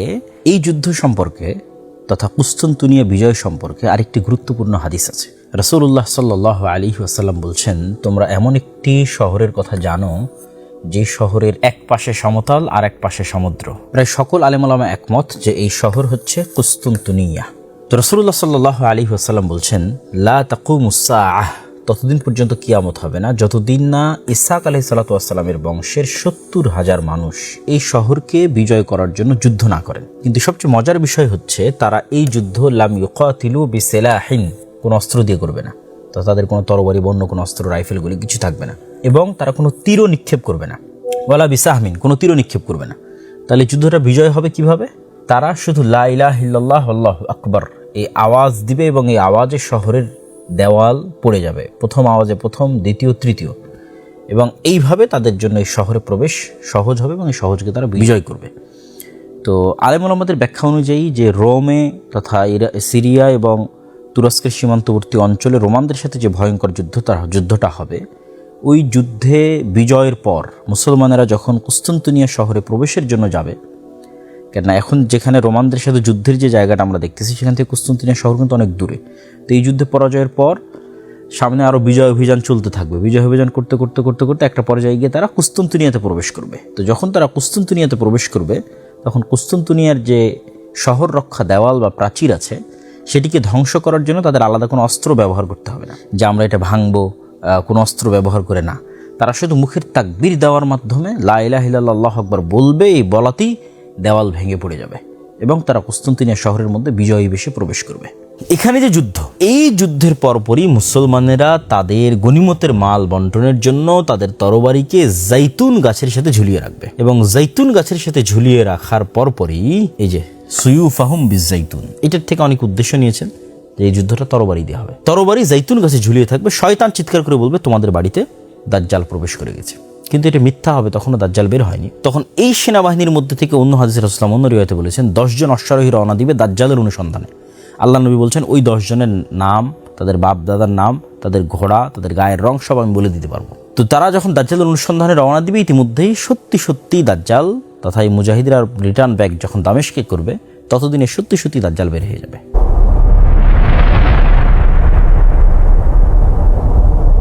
প্রিয় দর্শক শ্রোতা, দাজ্জালের এই জায়গায় আমরা একটু দাজ্জাল সম্পর্কে জানা দরকার। আমি দাজ্জাল সম্পর্কে 2টা হাদিস ব্যাখ্যা সহ আপনাদের সামনে তুলে ধরতে চাই। তার মধ্যে প্রথম হাদিসটা সবচেয়ে বিখ্যাত, তামিম আদ-দারির হাদিস। যদিও এই হাদিস নিয়ে নাস্তিকরা অসংখ্য প্রশ্ন উত্থাপন করে, আমরা সেগুলোরও উত্তর দেওয়ার চেষ্টা করবো ইনশাল্লাহ। কিন্তু হাদিসটির বিশুদ্ধতা নিয়ে কোনো সন্দেহ নেই। ইমাম বুখারী থেকে শুরু করে ইমাম মুসলিম থেকে শুরু করে বিশ্বের সকল মুহাদ্দিস এই হাদিসকে সহিহ বলেছেন। তামিম আদ-দারি নামক একজন জনৈক সাহাবী, তিনি রাসূলুল্লাহ সাল্লাল্লাহু আলাইহি ওয়াসাল্লামের নিকটে এসে তার সাথে দাজ্জালের যে সাক্ষাতের এক ব্যতিক্রম বর্ণনা, সেই ব্যতিক্রম বর্ণনাতে তুলে ধরেছেন। সেই ব্যতিক্রম বর্ণনা শুরু হয়, তারা একটি সামুদ্রিক নৌকায় আরোহণ করে, প্রায় 30 জন মানুষ সহ একটি সামুদ্রিক নৌকায় আরোহণ করে। সামুদ্রিক নৌকায় আরোহণ করার পর শাহরান, প্রায় 1 মাস লাইবা বিহিমুল মাউজ, ঝড় বৃষ্টি তুফানের কারণে যে আকাশে তারা এবং চাঁদ দেখে তারা যে দিক ঠিক করতো এবং দিক ঠিক করে যে সফর করতো, এটা তাদের পক্ষে করা সম্ভব হয় না। তথা কোন দিকে নৌকা যাচ্ছে ঝড় বৃষ্টি এবং ঢেউয়ের তাণ্ডবে সেটা তারা বুঝতে পারতেছে না। 1 মাস পর যখন মোটামুটি একটু ঠান্ডা হলো, ঝড় বৃষ্টি একটু কমে গেল, তখন তারা একটি দ্বীপে পৌঁছে গেল। এই দ্বীপে ঢোকার মুখেই তারা দেখছে দাব্বাতুন, আরবিতে দাব্বাতুন মানে দাব্বায়ে দিব্বু, জমিনে মাটিতে চলে এরকম প্রাণীকে দাব্বাতুন বলা হয়। এবং আল্লাহ সুবহানাহু ওয়া তাআলা কোরআন মাজিদে অন্য আরেক জায়গায় বলেছেন, ওমা মিন দাব্বাতিন ফিল আরদি ইল্লা আলাল্লাহি রিজকুহা, তথা পৃথিবীতে বিচরণশীল প্রত্যেক প্রাণীর রিজিকের দায়িত্ব আল্লাহর। ওখানেও কিন্তু দাব্বা ব্যবহার করা হয়েছে। এবং আরেকটি বিষয় মাথায় রাখতে হবে, কিয়ামতের পূর্ব মুহূর্তে দাব্বাতুল আরজ নামে একটা প্রাণী বের হবে। এটাও কিয়ামতের আলামতগুলোর একটি। অসংখ্য সহিহ হাদিস আছে যেটা দাজ্জালেরও পরবর্তীতে ঘটবে, যে দাব্বাতুল আরজ বের হবে। তো ওই জাজিরা তথা ওই দ্বীপে প্রবেশের মুখে তারা একটি প্রাণী দেখলো, যে প্রাণী কাসীরুশ শা'r, প্রচুর পরিমাণে চুল দিয়ে ঢাকা। এত বেশি পরিমাণে চুল দিয়ে ঢাকা যে তারা বলতেছে যে তার মিন কুবুলিহি আও মিন দুবুরিহি লা ইয়াদরুনা, বুঝা যাচ্ছে না মা কুবুলুহু মিন দুবুরিহি, তার মুখ কোন দিকে, তার পিছন কোন দিকে, এটা তার অত্যাধিক চুলের কারণে বোঝা যাচ্ছে। তো এই সাহাবীরা তামিম আদ-দারি এবং তার যে সঙ্গী সাথী, তারা কিন্তু তখনও মুসলমান হয়নি। তারা কিন্তু এই ঘটনা দেখে এসে মুহাম্মদ সাল্লাল্লাহু আলাইহি ওয়াসাল্লামের কাছে ইসলাম গ্রহণ করেছে। তারা তাকে জিজ্ঞেস করছে মা আনতি। এই যে আনতি, যারা আরবি জানেন তারা বুঝেন যেটা মুআন্নাস সূচক শব্দ ব্যবহার হয়, তথা তাকে তারা মহিলা তথা স্ত্রীলিঙ্গ বাচক শব্দ ব্যবহার করেছে। তথা তার আকার আকৃতির মধ্যে অবশ্যই মহিলাবাচক কিছু ছিল বা মহিলার কোনো আলামা ছিল। এবং সেও যখন উত্তরে বলেছে আনাল জাসসাসা, আমি হচ্ছে গোয়েন্দা। তা একটা প্রাণী কথা বলতেছে, জন্তু জীব জানোয়ার কথা বলতেছে, কি বলতেছে? সে গোয়েন্দা। সেম ঘটনা কিয়ামতের পূর্ব মুহূর্তে ঘটবে, যে একটা দাব্বাতুল আরজ বের হবে, যেই দাব্বাতুল আরজ, যেই জানোয়ার জন্তু মানুষের সাথে কথা বলবে। তো এই হাদিসের একটা ব্যতিক্রম পাঠ হচ্ছে জীব জন্তু জানোয়ার মানুষের সাথে কথা বলতেছে এবং সে নিজেকে গোয়েন্দা হিসেবে পরিচয় দিচ্ছে। তথা দাজ্জালের পৃথিবীর তথ্য সংগ্রহের যে সেন্টার, দাজ্জাল পৃথিবীর যে তথ্যগুলো সংগ্রহ করে তার মাধ্যম হচ্ছে সে। তো এটা নিয়েও নাস্তিকদের অনেক বক্তব্য আছে যে একটা প্রাণী কিভাবে কথা বলে। তো আমি সবসময় কোরআন এবং হাদিসের সায়েন্স দিয়ে ব্যাখ্যা এই দিকে আমি যাওয়ার চেষ্টা করি না। আমি চেষ্টা করি কি, যে সায়েন্স যদি এইটা করতে পারে তাহলে আল্লাহ কি করতে পারে। বিশেষ করে আল্লাহর পথে যাত্রা বই এই জিনিসটার প্রতি ফোকাস দেওয়া হয়েছে, যে আল্লাহ সুবহানাহু তাআলার কথা এবং রাসূলের কথা নুসুস নাস ওইভাবেই বজায় রাখা সম্ভব যদি শুধু আমি চিন্তা করি যে মানুষের পক্ষে যদি এটা সম্ভব হয়, আল্লাহর পক্ষে কেন সম্ভব না। মানুষের তৈরি রোবট যার মধ্যে রূহ নাই, সে কথা বলতেছে। আপনি জেমিনির সাথে কথা বলেন, চ্যাটজিপিটির সাথে কথা বলেন, সেই ইনস্ট্যান্ট আপনার কথার উত্তর দিচ্ছে। একটা যন্ত্র আমার সাথে কথা বলছে কৃত্রিম বুদ্ধিমত্তা খাটিয়ে। তাহলে আল্লাহ সুবহানাহু তাআলার সৃষ্টি জীব যার মধ্যে রূহ আছে, সে কেন কথা বলতে পারবে না? সুতরাং এটা অসম্ভব কিছু নয়, অযৌক্তিক কিছু নয়। মানুষই তো এরকম অসংখ্য কিছু তৈরি করে ফেলতেছে। তখন এই গোয়েন্দা তাদেরকে বলল যে তোমরা এই সামনের দিকে এগিয়ে যাও, ওখানে একজন ব্যক্তি, একজন মানুষ তোমাদের অপেক্ষা করতেছে, সে তোমাদের সাথে কথা বলবে, সে তোমাদের বিষয়ে জানার জন্য খুবই আগ্রহী। তথা দাজ্জালের কাছে আগেই নিউজ পৌঁছে গেছে যে তারা এখানে আসতেছে, এই জন্যই সে জানার জন্য কিন্তু আগ্রহী। আর এই নিউজ হয়তো তার এই জাসসাসার মাধ্যমে পৌঁছেছে। তো এই আরবের মানুষগুলো তারা চিন্তা করতেছে যে এই জীবজন্তু জানোয়ার আমাদের সাথে কথা বলতেছে, এই মনে হয় ভূত জিন। এই যে এখানে লেখেন আংতাকুনা শাইতানা, আমরা মনে করছি মানে জিন শয়তান।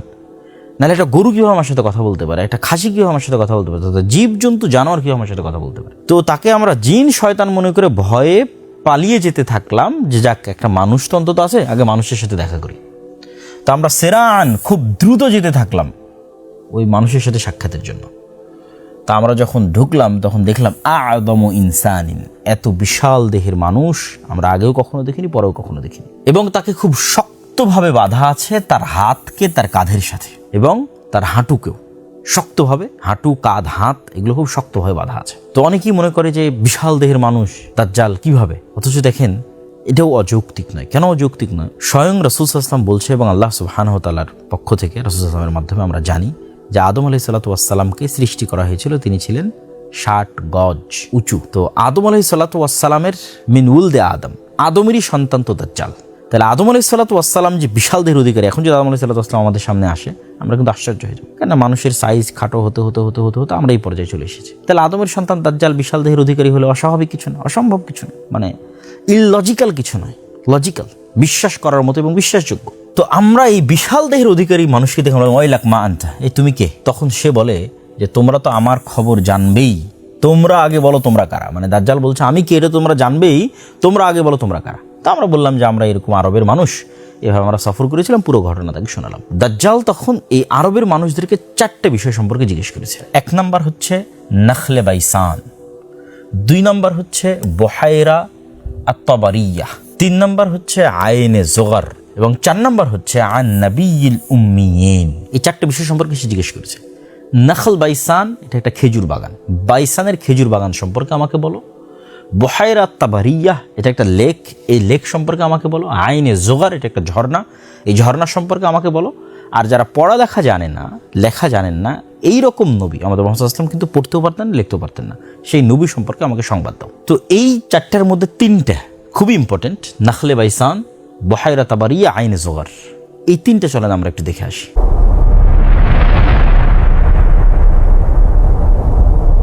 বুহাইরা তাবারিয়াকে লেক অফ টাইবেরিয়া অথবা ইংরেজিতে সি অফ গ্যালিলি বলা হয়। এটা বর্তমানে ইসরায়েলের সীমানার অন্তর্ভুক্ত, তথা অধিকৃত যে ফিলিস্তিন যেটা দখল করে রেখেছে ইসরায়েল তার নিজের সীমানার মধ্যে, তার মধ্যে অন্তর্ভুক্ত। এই যে আপনারা দেখতে পাচ্ছেন, এটি হচ্ছে সি অফ গ্যালিলি বা লেক অফ টাইবেরিয়া।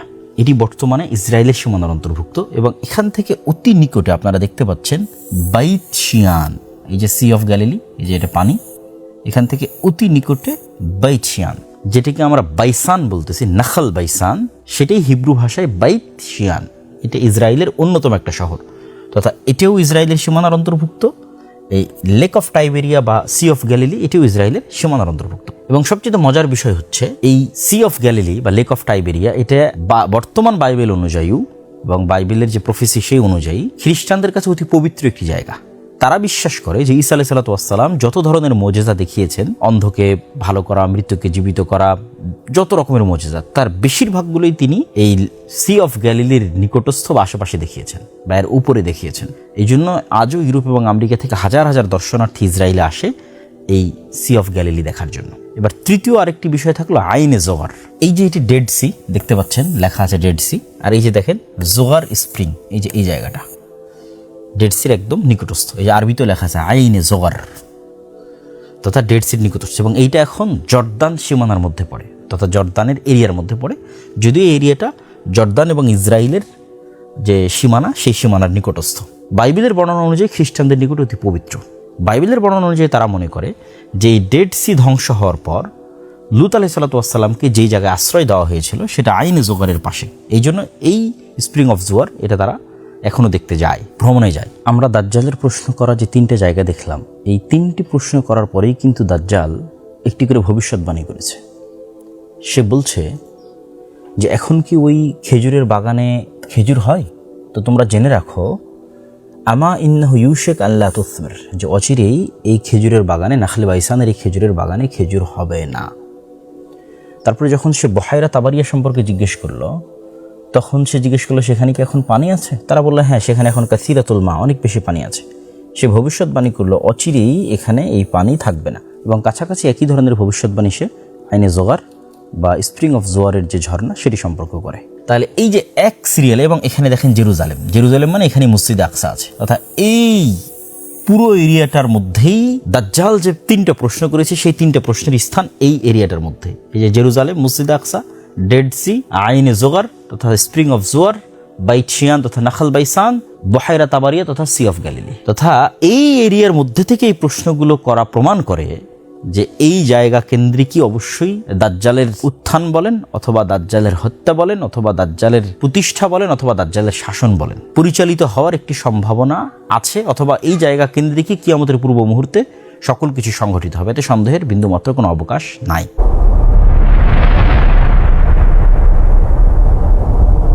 এখানে আর একটি হাদিস বলিনি, রাসূল সাল্লাল্লাহু আলাইহি ওয়াসাল্লাম বলেছেন উমরানু বাইতুল মাকদিস, তথা বাইতুল মাকদিসের আবাদ হওয়া, খরাবু ইয়াসরিব, মদিনার বিরান হওয়া, ওয়া খরাবু ইয়াসরিব, আর মদিনার বিরান হওয়া, খুরুজুল মালহামা, ভয়ঙ্কর যে যুদ্ধ সেই যুদ্ধের আবির্ভাব, কিয়ামতের পূর্ব মুহূর্তের যে যুদ্ধ, যেটা বিশেষ করে যে যুদ্ধটা আমরা দেখলাম রোমানদের সাথে আমাক এবং দাবেক নামক জায়গায়, সেই যুদ্ধ।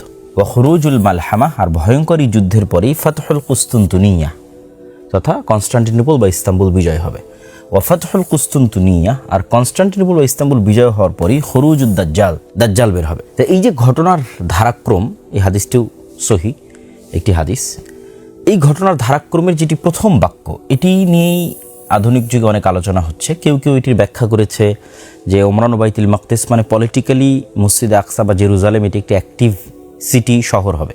সেক্ষেত্রে আজকে যেমন আমরা দেখতেছি ইসরায়েল তার রাজধানী সেখানে নিয়ে যেতে চাচ্ছে, বা সারা বিশ্বের দৃষ্টি জেরুজালেমের প্রতি, এবং ইহুদিদের সেটি একটি মূল লক্ষ্য এবং উদ্দেশ্য, খ্রিস্টানদের মূল লক্ষ্য উদ্দেশ্য। এটিকেও অনেকেই বলতেছে যে এটাই হচ্ছে ওমরান বাইতুল মাকদিস, তথা গ্রেটার ইসরায়েল তৈরি হবে এবং গ্রেটার ইসরায়েলের রাজধানী হবে এটি। যদিও আমার কাছে ব্যক্তিগতভাবে মনে হয়, আল্লাহু আ'লাম বিসওয়াব, আল্লাহ ভালো জানে, যে এটি ওমরান বাইতুল মাকদিস দ্বারা উদ্দেশ্য নয়, বরং আমার ধারণা, আমার মনে হয় আল্লাহু আলাম, যে গ্রেটার ইসরায়েলও কোনোদিন তৈরি হবে না, এবং উমরান বাইতুল মাকদিস দ্বারা অর্থ হচ্ছে মুসলমানদের খেলাফাতের কেন্দ্রবিন্দু হবে মসজিদে আকসা তথা কিয়ামতের পূর্ব মুহূর্তে, এবং মালহামা এবং ইমাম মাহদি তাদের বের হওয়ার পূর্বেই অথবা ইমাম মাহদির নেতৃত্ব হতে পারে একটি খেলাফা বা একটি ইমারা প্রতিষ্ঠিত হবে মসজিদে আকসা এবং জেরুজালেম কেন্দ্র করে, তথা মসজিদে আকসা এবং জেরুজালেম পুনরায় মুসলমানরা বিজয় করবে। এটা দাজ্জাল এবং ঈসা আলাইহিস সালাম আসার পূর্বের কথাই আমি বলতেছি, তথা এখনকার যে অবস্থা সিচুয়েশন, এই সিচুয়েশন থাকবে না। এবং তখনই মুসলমানদের যেহেতু পলিটিক্যাল সেন্টার এক সময় ছিল মদিনা, তারপরে সেই পলিটিক্যাল সেন্টার আবু বকর, ওমর, ওসমান, আলী, ওসমান রাদিয়াল্লাহু তাআলা পর্যন্ত পলিটিক্যাল সেন্টার ছিল মদিনা, তারপরে সে পলিটিক্যাল সেন্টার চলে গেছে কুফা, কুফা হয়ে বাগদাদ, বাগদাদ হয়ে কুফা হয়ে দেমাশক, দেমাশক হয়ে বাগদাদ, এবং বাগদাদ হয়ে ইস্তাম্বুলের রাজধানী, তুরস্কের রাজধানী ইস্তাম্বুল। এগুলোই মোটামুটি বড় মুসলমানদের পলিটিক্যাল হিস্ট্রিতে বড় রাজনৈতিক রাজধানী ছিল। কিন্তু কখনো জেরুজালেম মুসলমানদের পলিটিক্যাল হিস্ট্রিতে কেন্দ্রীয় ভূমিকায় ছিল না। তো অচিরে একটা সময় আসবে যখন মুসলমানদেরই ক্ষমতার কেন্দ্রীয় ক্ষমতায় কেন্দ্রস্থলে থাকবে জেরুজালেম বা মসজিদে আকসা, এবং মুসলমানদের ব্যাপক আকারে আবাদি ওই মসজিদে আকসা কেন্দ্রিক হওয়ায়, মুসলমানদের ফোকাস ব্যাপকভাবে মসজিদে আকসা কেন্দ্রিক হওয়ায় হয়তো মদিনা বিরান হয়ে যেতে পারে, আল্লাহু আলাম। এই হাদিসের অর্থ কিভাবে বাস্তবায়ন হবে, কোনটা সঠিক, সেটির ব্যাখ্যা আল্লাহ সুবহানাহু ওয়া তাআলা ভালো জানেন। তো আমি আমার যেটি চিন্তাধারা সেটি তুলে ধরলাম, এবং এটার পিছনে সরাসরি কোনো সহি হাদিস থেকে দলিল দেওয়া সম্ভব নয়, তবে গাজওয়াতুল হিন্দ সংক্রান্ত কিছু জয়ীফ হাদিস থেকে এটির সাপোর্ট পাওয়া সম্ভব, যেখানে বলা আছে যে মসজিদে আকসার খলিফা, জেরুজালেমের খলিফা এক সেনাবাহিনী পাঠাবেন গাজওয়াতুল হিন্দ করার জন্য, এবং হিন্দ থেকে হিন্দের যারা বাদশাহ তাদেরকে জিঞ্জিরাবদ্ধ করে মসজিদে আকসায় আনা হবে, এবং তারপরেই তাদের সাক্ষাৎ হবে ইমাম মাহদি বা দাজ্জাল তাদের সাথে। তো সেখানে বলা আছে যে মসজিদে আকসা থেকে এই সেনাবাহিনী রওনা দিবে, তথা বোঝা যাচ্ছে যে মসজিদে আকসা তারও আগে, তথা ঈসা আলাইহিস সালাম আসার পূর্বেই, দাজ্জাল আসার পূর্বেই মসজিদে আকসা মুসলমানরা বিজয় করবে, আল্লাহু আলাম। এবং এটার আরেকটি আমরা চিন্তা চেতনা নিতে পারি যে মাসিহ তখনই হয় যখন বিপদ থেকে উদ্ধারকারী হয়। তাহলে প্রথম মাসিহ হচ্ছে মাসিহ দাজ্জাল, সে কাদেরকে বিপদ থেকে উদ্ধার করবে? ইহুদিদেরকে বিপদ থেকে উদ্ধার করবে। তো ইহুদিরা যদি বিপদে না পড়ে, মাসিহ দাজ্জাল কেমনে তাদের বিপদ থেকে উদ্ধারকারী হবে? আর সেকেন্ড মাসিহকে ঈসা মাসিহ, সে কাদেরকে বিপদ থেকে উদ্ধার করবে? উম্মতে মুহাম্মাদীকেও বিপদ থেকে উদ্ধার করবে। উম্মতে মুহাম্মাদীরা তখন কার বিপদে থাকবে? দাজ্জালের বিপদে থাকবে, কেন তখন সকল ক্ষমতা, সকল পাওয়ার দাজ্জালের হাতে। আরও একটি পয়েন্ট আপনাদের মাথায় নিতে হবে যে দাজ্জাল রাগান্বিত অবস্থায় বের হবে, তথা দাজ্জাল যখন দেখবে যে মুসলমানদের বিজয়ের পর বিজয়, কোনো মতেই মুসলমানদের বিজয় থামানো যাচ্ছে না, রোমে বিজয়, কুস্তুনতুনিয়া বিজয়, তারপরে মসজিদে আকসা বিজয়, ভারত বিজয়, বিজয়ের পর বিজয়, এগুলো আগেই হবে। এবং দেখা যাচ্ছে জেরুজালেম থেকে ইহুদিরা বিতাড়িত, তাদের থাকার কোনো জায়গা নাই, ইসরায়েল থেকে বিতাড়িত, তাদের থাকার কোনো জায়গা নেই, তারা বিপদগ্রস্ত অবস্থায় আসপাহানে আশ্রয় নিয়ে আছে। তখন দাজ্জাল রাগান্বিত অবস্থায় বের হবে এবং ইহুদিদের মাসিহা হিসেবে বের হবে, যাতে ইহুদিদের বিপদগ্রস্ত অবস্থা তৈরি হলে দাজ্জাল বের হবে। এটা আমার আন্ডারস্ট্যান্ডিং, আল্লাহু আলাম বিসসাওয়াব, আল্লাহ সুবহানাহু ওয়া তাআলা ভালো জানেন।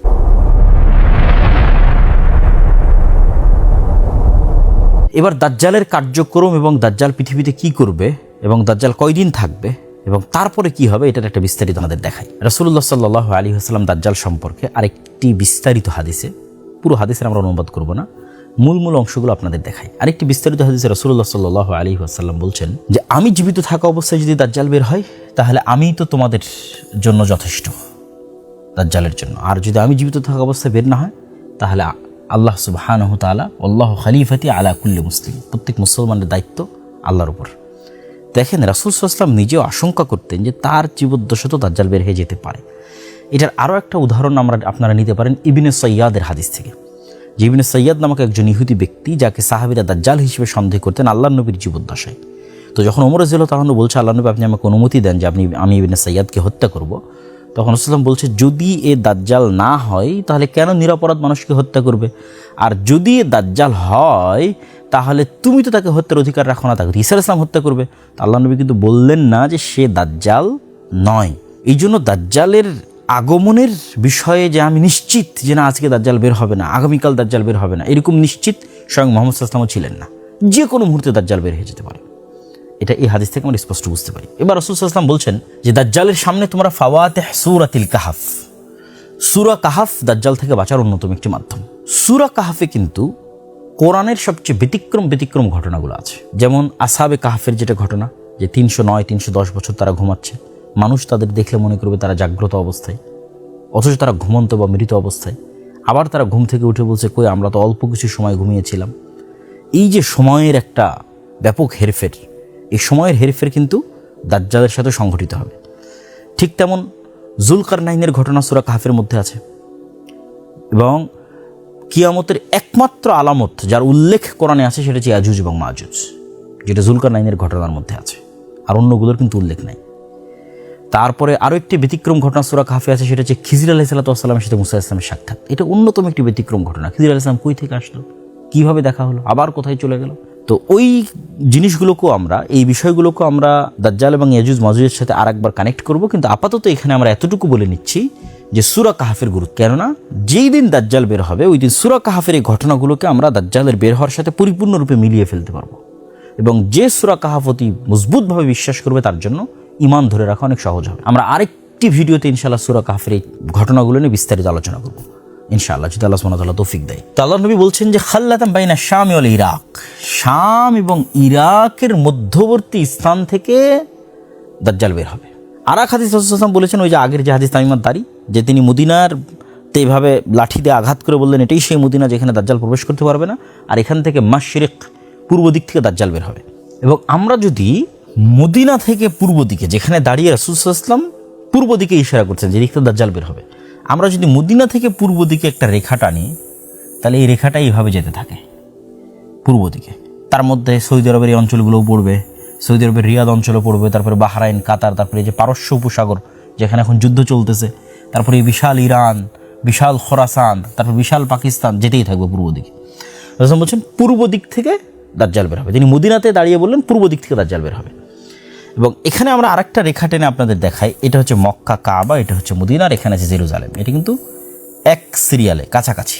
এই এরিয়াগুলোতে দাজ্জালের প্রচুর পরিমাণে চলাফেরা হবে এবং কিয়ামতের পূর্ব মুহূর্তের সকল ঘটনা এই এরিয়ায় সংঘটিত হবে। এটা আমরা শেষ মুহূর্তে গিয়ে আরও ক্লিয়ার করব। কিন্তু এই এরিয়া সম্পূর্ণরূপে ফিতনা মুক্ত থাকবে, মদিনা এবং মক্কা সম্পূর্ণরূপে ফিতনা মুক্ত থাকবে। তো রাসূলুল্লাহ সাল্লাল্লাহু আলাইহি ওয়াসাল্লাম বললেন যে দাজ্জাল পৃথিবীতে থাকবে 40 দিন। তার প্রথম দিন হবে 1 বছরের সময়, তার দ্বিতীয় দিন হবে 1 মাসের সময়, তার তৃতীয় দিন হবে 1 সপ্তাহের সময়, আর তার বাকি দিনগুলো হবে স্বাভাবিক দিনের সময়। এটা একটা ব্যতিক্রম, অত্যন্ত ব্যতিক্রম, যে পৃথিবীর একটা দিন পৃথিবীর 1 বছরের সমান হবে। কেমনে সম্ভব? তারপর চলুন আমরা হিসাব করে দেখি যে ইন টোটাল দাজ্জাল তাহলে কতদিন পৃথিবীতে থাকতে পারে। রাসূলুল্লাহ সাল্লাল্লাহু আলাইহি সাল্লাম বললেন দাজ্জালের 1 দিন হবে 1 বছর, তারপরের দিন হবে 1 মাস, তারপরের দিন হবে 1 সপ্তাহ। এবং যেহেতু সে 40 দিন থাকবে, তাহলে 40 দিনের মধ্যে অলরেডি আমরা 3 দিন বাদ দিয়ে দিয়েছি। তাহলে আর বাকি যে স্বাভাবিক দিন থাকবে, সে স্বাভাবিক দিনের সংখ্যা কত হবে? সে স্বাভাবিক দিনের সংখ্যা হবে 37 দিন। এখন যদি আমরা ইন টোটাল যোগ করি যে কত দাঁড়ায়, তাহলে আমরা এখানে যোগ করতে পারি 30 দিন, 7 দিন, 37 দিন। তার 1 মাস সমান 30 দিন, 1 সপ্তাহ সমান 7 দিন, এবং বাকি যে 37 দিন, এই 37 দিন যদি আমরা গণনায় নিয়ে আসি, তাহলে সেক্ষেত্রে হয় 74 দিন, আর এখানে থাকতেছে 1 বছর। তাহলে 1 বছর 74 দিন সমান তথা 1 বছর 2 মাস 14 দিন। তবে এখানে আরেকটা প্রশ্ন মাথায় কাজ করতে পারে যে দিন যদি 1 মাসের 1 বছরের হয়, দিন যদি 1 মাসের হয়, দিন যদি 1 সপ্তাহের হয়, রাত কত দিনের হতে পারে? আল্লাহ সুবহানাহু ওয়া তাআলা ভালো জানেন। এই হাদিসে রাসূলুল্লাহ সাল্লাল্লাহু আলাইহি ওয়াসাল্লাম দাজ্জাল সম্পর্কে আরও গুরুত্বপূর্ণ 2টি তথ্য দিয়েছেন। একটি হচ্ছে তার শারীরিক অবকাঠামো সম্পর্কে, আরেকটি তার সফরের দ্রুততার সম্পর্কে। রাসূলুল্লাহ সাল্লাল্লাহু আলাইহি ওয়াসাল্লাম তার শারীরিক অবকাঠামো সম্পর্কে বলেন যে সে হবে কোঁকড়ানো চুল বিশিষ্ট এবং তার 1 চোখ হবে একটু উঁচু কানা। কোঁকড়ানো চুল বিশিষ্ট এবং 1 চোখ হবে উঁচু কানা। এবং তার গতি সম্পর্কে রাসূল সাল্লাল্লাহু আলাইহি ওয়াসাল্লাম বলেন যে মেঘমালাকে যখন কোনো বাতাস উড়িয়ে নিয়ে যায়, তথা ঝড়ের সময় মেঘকে আমরা যে আকাশে উঠতে দেখি, ওই মেঘের যে গতি থাকে বাতাসের উড়িয়ে নিয়ে যাওয়ার কারণে দাজ্জালের সেই গতি হবে। এটা দাজ্জালের নিজস্ব গতিও হতে পারে, যেটা হাদিসের জাহিরি অর্থ, আমরা সবসময় বলছি যে আমরা হাদিসের প্রকাশ্য অর্থকে প্রাধান্য দেব, অথবা যন্ত্রের সাহায্যও যদি দাজ্জাল নেয় উড়ার জন্য, তার গতিশীলতা বাড়ানোর জন্য, সেটিও হতে পারে। আল্লাহু আলাম বিসসাওয়াব। তাহলে আমরা দেখলাম দাজ্জাল পৃথিবীতে 1 বছর 2 মাস 14 দিন সে সফর করবে এবং পৃথিবীর সকল জায়গায় সফর করবে মক্কা এবং মদিনা ছাড়া। এবং তার ফিতনার ধরনটা কেমন হবে, কীরকম ভয়াবহ হবে, সেটাও রাসূল সাল্লাল্লাহু আলাইহি ওয়াসাল্লাম বলছেন। তিনি বলছেন, যখন সে কোনো শহরের পাশ দিয়ে অতিক্রম করবে তখন তাদেরকে সে তার দিকে দাওয়াত দিবে, যদিও শহরের মানুষই ইউমিনুনা বিহি, তার দাওয়াতে ঈমান আনে, এবং ওয়াস্তাজিবুনা লাহু, এবং তার দাওয়াতে সাড়া দেয়। তাহলে দাজ্জাল আসমানকে বলবে বৃষ্টি বর্ষণ করো, ফায়ামুরুস সামা ফাতুমতির, দাজ্জালের আদেশে আসমান বৃষ্টি বর্ষণ করবে। ওয়াল আরদা ফাতুমবিত, এবং জমিনকে আদেশ করবে যে তুমি ফসল উৎপাদন করো, তখন জমিন ফসল উৎপাদন করবে। আমরা যদি আজকের সময় কল্পনা করি যে পরিমাণ তেলের সংকট, কারণ আজকে আমি বলতেছি যে তুমি আমার প্রতি ঈমান আনলে তোমাকে তেল দেওয়া হবে, ঈমান না আনলে তেল দেওয়া হবে না। তাহলে আপনি চিন্তা করেন কি হতে পারে। বাংলাদেশে যদি আগামী 1 মাস 1 ফোঁটাও তেল না আসে, তাহলে আমাদের দেশের বিদ্যুৎ থেকে শুরু করে, যানবাহন থেকে শুরু করে, মোবাইল কম্পিউটার থেকে শুরু করে সব কিছু আমরা হারিয়ে ফেলবো। এর চাইতেও ভয়াবহ বিষয়ের কথা বলা হচ্ছে যে আকাশ বৃষ্টি বর্ষণ করবে দাজ্জালের আদেশ, তেল তো বহু দূরের কথা, জমিন ফসল উৎপাদন করবে দাজ্জালের আদেশ, এবং যে তার প্রতি ঈমান আনবে না তার জন্য সব বন্ধ হয়ে যাবে। এই জন্য এটাকে বলা হয়েছে পৃথিবীর সবচেয়ে ভয়াবহ ফিতনা। এইরকম ভয়াবহ ফিতনা থেকে মানুষ কিভাবে বাঁচবে, এটা আমরা ভিডিওর শেষে আপনাদেরকে বলবো ইনশাল্লাহ, যে কিভাবে মানুষ এই ভয়াবহ ফিতনা থেকে বাঁচবে। এইভাবে যখন এই ফিতনা চলতে থাকবে এবং এই ফিতনায় মুমিন এবং মুসলিমের অতিষ্ঠ হয়ে যাবে, এবং শামের মানুষ তারাও দুর্ভিক্ষে নিপতিত হয়ে যাবে। শামের যে মুজাহিদরা কুস্তুনতুনিয়া বিজয় করলো, আগের হাদিসে দেখলেন, তারাও দুর্ভিক্ষের মধ্যে পড়ে যাবে। জেরুজালেমে যে সমস্ত মুসলমানেরা আছে মসজিদে আকসায়, তারাও ভয়ঙ্কর দুর্ভিক্ষের মধ্যে পড়ে যাবে, কারো কাছে কোনো খাবার থাকবে না, কেন অল এভরিথিং এর কন্ট্রোল দাজ্জালের। এইরকম ভয়াবহপূর্ণ সময়ে ঈসা আলাইহিস সালাতু ওয়াস সালাম মুসলমানদের মাসীহ হিসেবে, বিপদ থেকে উদ্ধারকারী হিসেবে, মুসলমানদেরকে বিপদ থেকে উদ্ধারকারী হিসেবে ঈসা আলাইহিস সালাম অবতীর্ণ হবেন। ফায়ানজিলু ইনদাল মানারাতিল বাইদা শারকিয়া দিমাশক, সাদা মিনারধারী মসজিদে দিমাশকের, সিরিয়ার রাজধানী দিমাশকে ঈসা ইবনে মারিয়াম নেমে আসবে 2 ফেরেশতার কাঁধে ভর দিয়ে। এবং বিভিন্ন রিওয়ায়াতে আছে এটা হবে ফজরের সালাতের সময়, এবং ইমাম মাহদির নেতৃত্বে যখন মুজাহিদগণ ফজরের সালাতের প্রস্তুতি নিবে তখন। এবার ঈসা আলাইহিস সালাতু ওয়াস সালাম সহ ইমাম মাহদি সহ অন্য আর মুজাহিদরা সহ দাজ্জালকে হত্যা করার জন্য রওনা দিবে।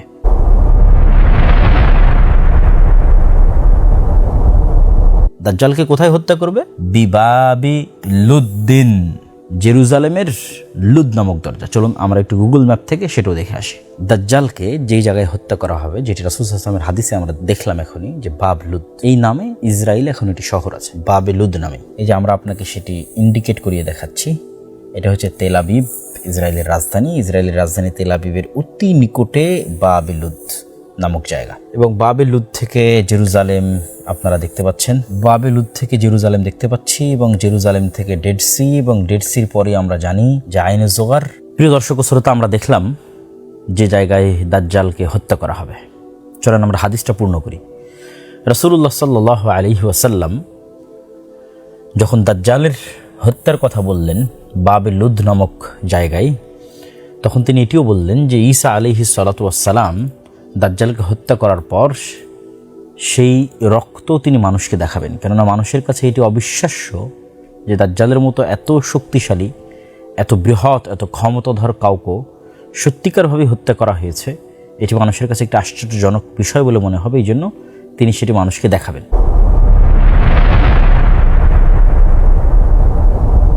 তবে এর চেয়েও আশ্চর্যের বিষয় হচ্ছে যে দাজ্জালের মতো পৃথিবীর সবচেয়ে বড় ভয়াবহ ফিতনাকে পৃথিবী থেকে ধ্বংস করে দেওয়ার পর এমন এক ফিতনার মুখোমুখি হবে ঈসা আলাইহিস সালাতু ওয়াস সালাম এবং তার সঙ্গী সাথী মুমিন মুজাহিদরা, যে ফিতনা মোকাবেলার সক্ষমতা দাজ্জালকে হত্যাকারী ঈসা আলাইহিস সালামেরও থাকবে না। এ কথা আমি বলিনি, রাসূল সাল্লাল্লাহু আলাইহি ওয়াসাল্লাম বলছেন। তিনি বলছেন, আল্লাহ বলেন, আল্লাহ ঈসা আলাইহিস সালামের কাছে ওহী করবেন, ইন্নী কদ আখরাজতু ইবাদান লি, আমার কিছু বান্দা, মানে আদমের সন্তান, আমার কিছু বান্দা আমি বের করে দিয়েছি, লা ইয়াদানি লি আহাদিম বিকিতালিহিম, কারো পক্ষেই সম্ভব নয় যে তাদের সাথে মোকাবেলা করবে। ঈসা তোমার পক্ষে সম্ভব নয়। যে ঈসা দাজ্জালের মতো বড় ফিতনাকে ধ্বংস করেছে তার পক্ষে সম্ভব নয় এখন আল্লাহর যে বান্দারা বের হবে তাদের সাথে মোকাবেলা করা। তারা কারা? তারাই হচ্ছে ইয়াজুজ এবং মাজুজ। যে ইয়াজুজ এবং মাজুজকে বাইবেলের ভাষায় বলা হয়েছে গগ অ্যান্ড ম্যাগগ। এটা শুধু উচ্চারণের পার্থক্য। ইয়াজুজ এবং মাজুজ। এই ইয়াজুজ এবং মাজুজ যখন বের হবে তখন আল্লাহ সুবহানাহু ওয়া তাআলা ঈসা আলাইহিস সালামকে আদেশ দিবেন যে তুমি আমার বান্দাদের নিয়ে আশ্রয় নাও তুর পাহাড়ে। ফাহারিজ ইবাদি তথা মুমিন এবং মুজাহিদ বান্দাদের নিয়ে কোথায় আশ্রয় নেবে? তুর পাহাড়ে। চলেন আমরা একটু দেখে আসি তুর পাহাড়ের লোকেশন। আপনারা যারা আমার বানু ইসরাইলের বক্তব্য শুনেছেন অথবা আমার ফিলিস্তিন বইটা পড়েছেন তারা অবশ্যই এই সিনাই মরুভূমির কথা ব্যাপকভাবে শুনেছেন। এই যে এই পাশে আমরা দেখতে পাচ্ছি মিশর, এই সমুদ্র পার হওয়া অবস্থায় ফেরাউন ডুবে গেছে, আর এখানে এসে মুসা আলাইহিস সালাতু ওয়াস সালাম আশ্রয় নিয়েছেন। এই যে তুর পাহাড়, এই তুর পাহাড়ের আশেপাশের অঞ্চলে মুসা আলাইহিস সালাম আশ্রয় নিয়েছেন। এবং এই বিশাল সিনাই মরুভূমিতে যতগুলো ঘটনা, বানু ইসরাইলের পাথর ফেটে পানি বের হওয়া, বানু ইসরাইলের আকাশ থেকে মেঘ দিয়ে আশ্রয় দেওয়া, জান্নাত থেকে মান্না এবং সালওয়া পাঠানো, এবং তুর পাহাড়ে মুসা আলাইহিস সালাতু ওয়াস সালামের ইবাদত, আরবাঈন লাইলা ওয়াইদ ওয়া'আদনা মুসা আরবাঈন লাইলা, 40 রাত ইবাদত। তুর পাহাড় থেকে নেমে এসে দেখলেন যে বানু ইসরাইল শিরকে লিপ্ত হয়ে গেছে। তারপরে এই যে জেরুজালেম, এটা বিজয়ের জন্য আল্লাহর আদেশ, যে তাদেরকে আল্লাহ আদেশ দিলেন তোমরা যাও যুদ্ধ করো। তারা বললো যে না, এখানে আমালেকা গোত্র আছে, বিশাল দেহের শক্তিশালী, আমরা যুদ্ধ করতে যাব না। তখন আল্লাহ তাদের আযাব দিলেন যে 40 বছর তোমরা এই মরুভূমিতে ঘুরপাক খাও। ইতিহুনা ফিল আরদি 40 সানা, এই মরুভূমিতে। তো এই সিনাই মরুভূমির একটা বড় অংশ হচ্ছে তুর পাহাড়, যেটা মুসা আলাইহিস সালাতু ওয়াস সালামের স্মৃতির সাথেও সম্পৃক্ত। এই তুর পাহাড়, এই সিনাই মরুভূমি। আর আমরা দেখলাম যে এখনই ঈসা আলাইহিস সালাতু ওয়াস সালাম দাজ্জালকে কোথায় হত্যা করলেন? বাবে লুদ নামক এরিয়ায়। আমি ম্যাপটা এখানে একটু ঘুরিয়ে ধরেছি যাতে একসাথে আপনাদের দাজ্জালের হত্যার জায়গা এবং যেখানে ইয়াজুজ মাজুজ বের হলে আশ্রয় নিতে বলছে আল্লাহ, সেই জায়গাটা আপনাদের দেখাতে পারি। এই যে তুর পাহাড় দেখতে পাচ্ছেন, এতে পাশে আছে মিশর, এই যে কায়রো, এতে এটা হচ্ছে জেরুজালেম বা ফিলিস্তিন বা শাম, আরজু শাম, এটা সিনাই মরুভূমি। আর এই যে তেল আবিবের নিকটস্থ জায়গা বাবে লুদ। এখানে দাজ্জালকে হত্যা করার পর আল্লাহ আদেশ দিবেন তুমি মুমিনদের নিয়ে আশ্রয় নাও এই যে তুর পাহাড়ে, এই তুর পাহাড়ে আশ্রয় নাও।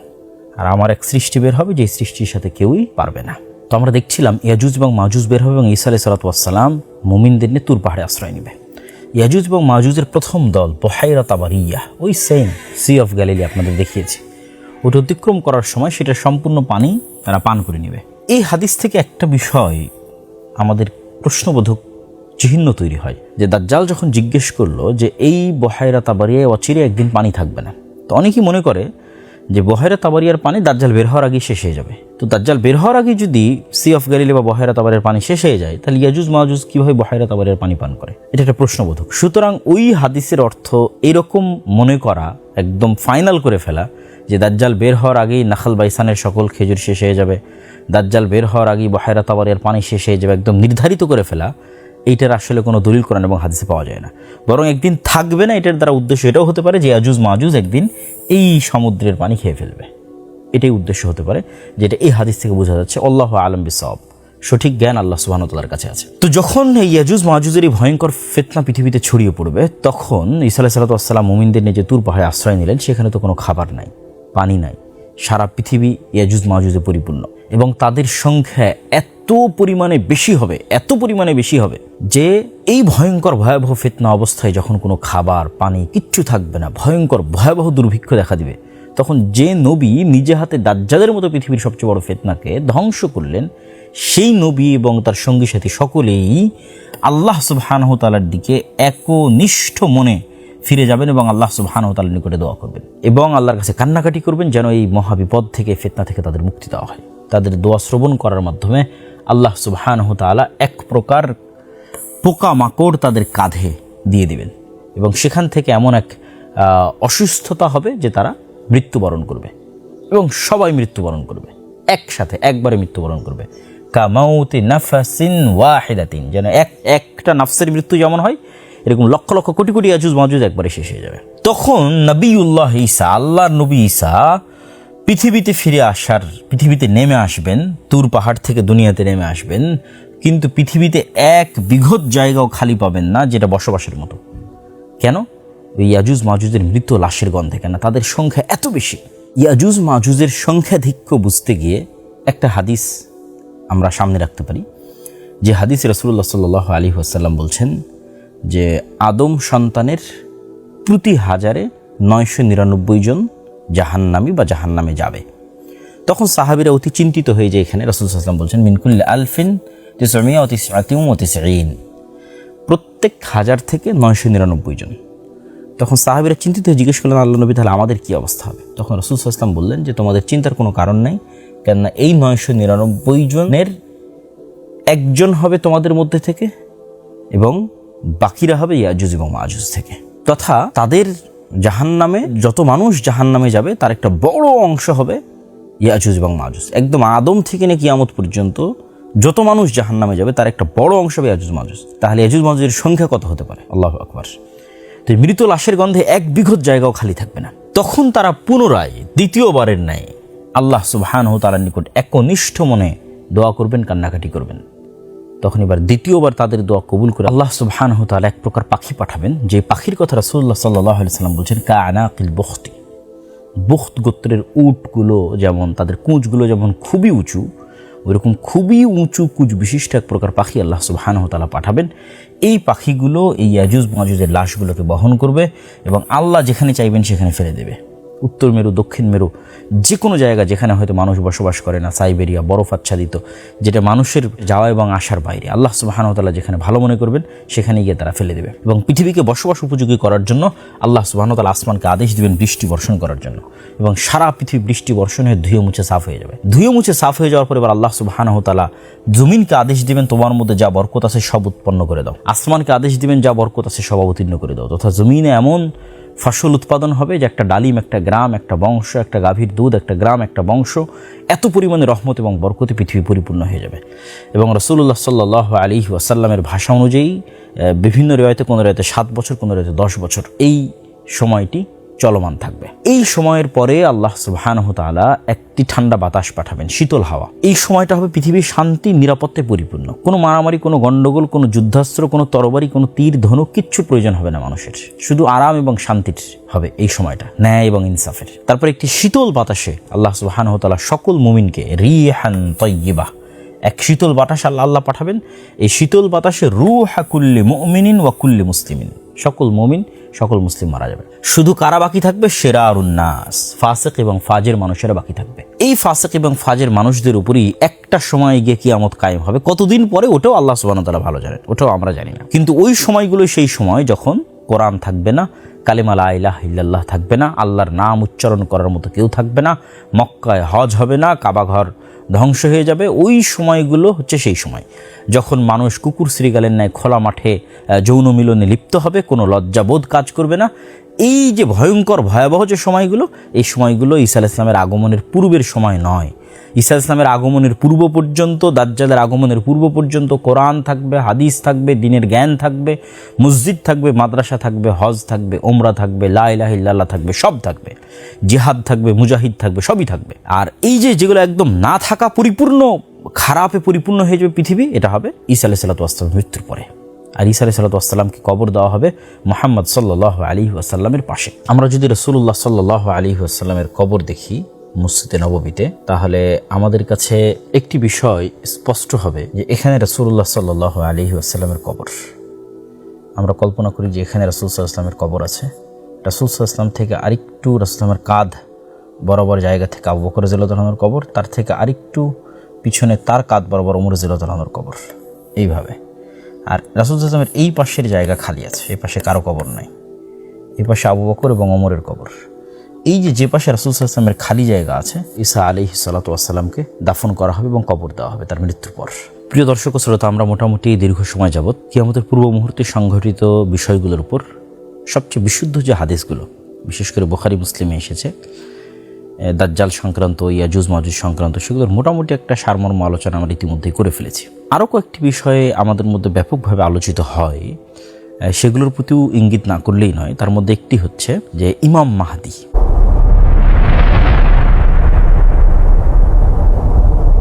ইমাম মাহদী সংক্রান্ত কিছু আকীদা এবং বিশ্বাস আছে শিয়াদের, আর কিছু আকীদা এবং বিশ্বাস আছে আহলুস সুন্নাত ওয়াল জামাতের।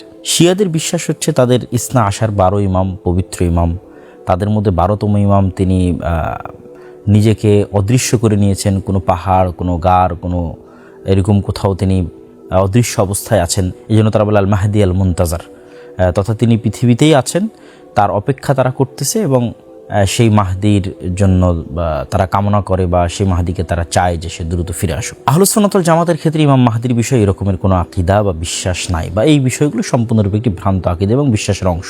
ঈসা আলাইহিস সালাতু ওয়াস সালামের পূর্বে একজন আমিরের অধীনে, একজন নেতার অধীনে উম্মতে মুহাম্মাদি একত্রিত হবে, রোমানদের বিরুদ্ধে যুদ্ধ করবে, এবং কিছু কিছু হাদিসে আছে যে তার হাত দিয়ে পৃথিবীতে ন্যায় এবং ইনসাফ প্রতিষ্ঠা হবে ঈসা আলাইহিস সালামের আগমনের পূর্বেই। বিশেষ করে শেখ আব্দুল মুহসিন আল আব্বাদ এই বিষয়ে একটি বই লিখেছেন। আমরা সেই বই থেকেও এই বিষয়ে একটি হাদিস দেখে আসতে পারি। যেহেতু ইমাম মাহদি নিয়ে অসংখ্য বিভ্রান্ত আকীদা এবং বিভ্রান্ত বিশ্বাস মানুষের মধ্যে বিরাজমান, ফলত এই বিষয়ে সঠিক আকীদা রাখাও অনেক জরুরি, এবং এই জন্য আমরা মাকতাবাতুস সালাফের পক্ষ থেকে অচিরেই এই শেখ আব্দুল মুহসিন আল আব্বাদের এই বইটি আমরা বাংলা অনুবাদ নিয়ে আসছি ইনশাআল্লাহ। সেখানে বিস্তারিত আলোচনা পাবেন।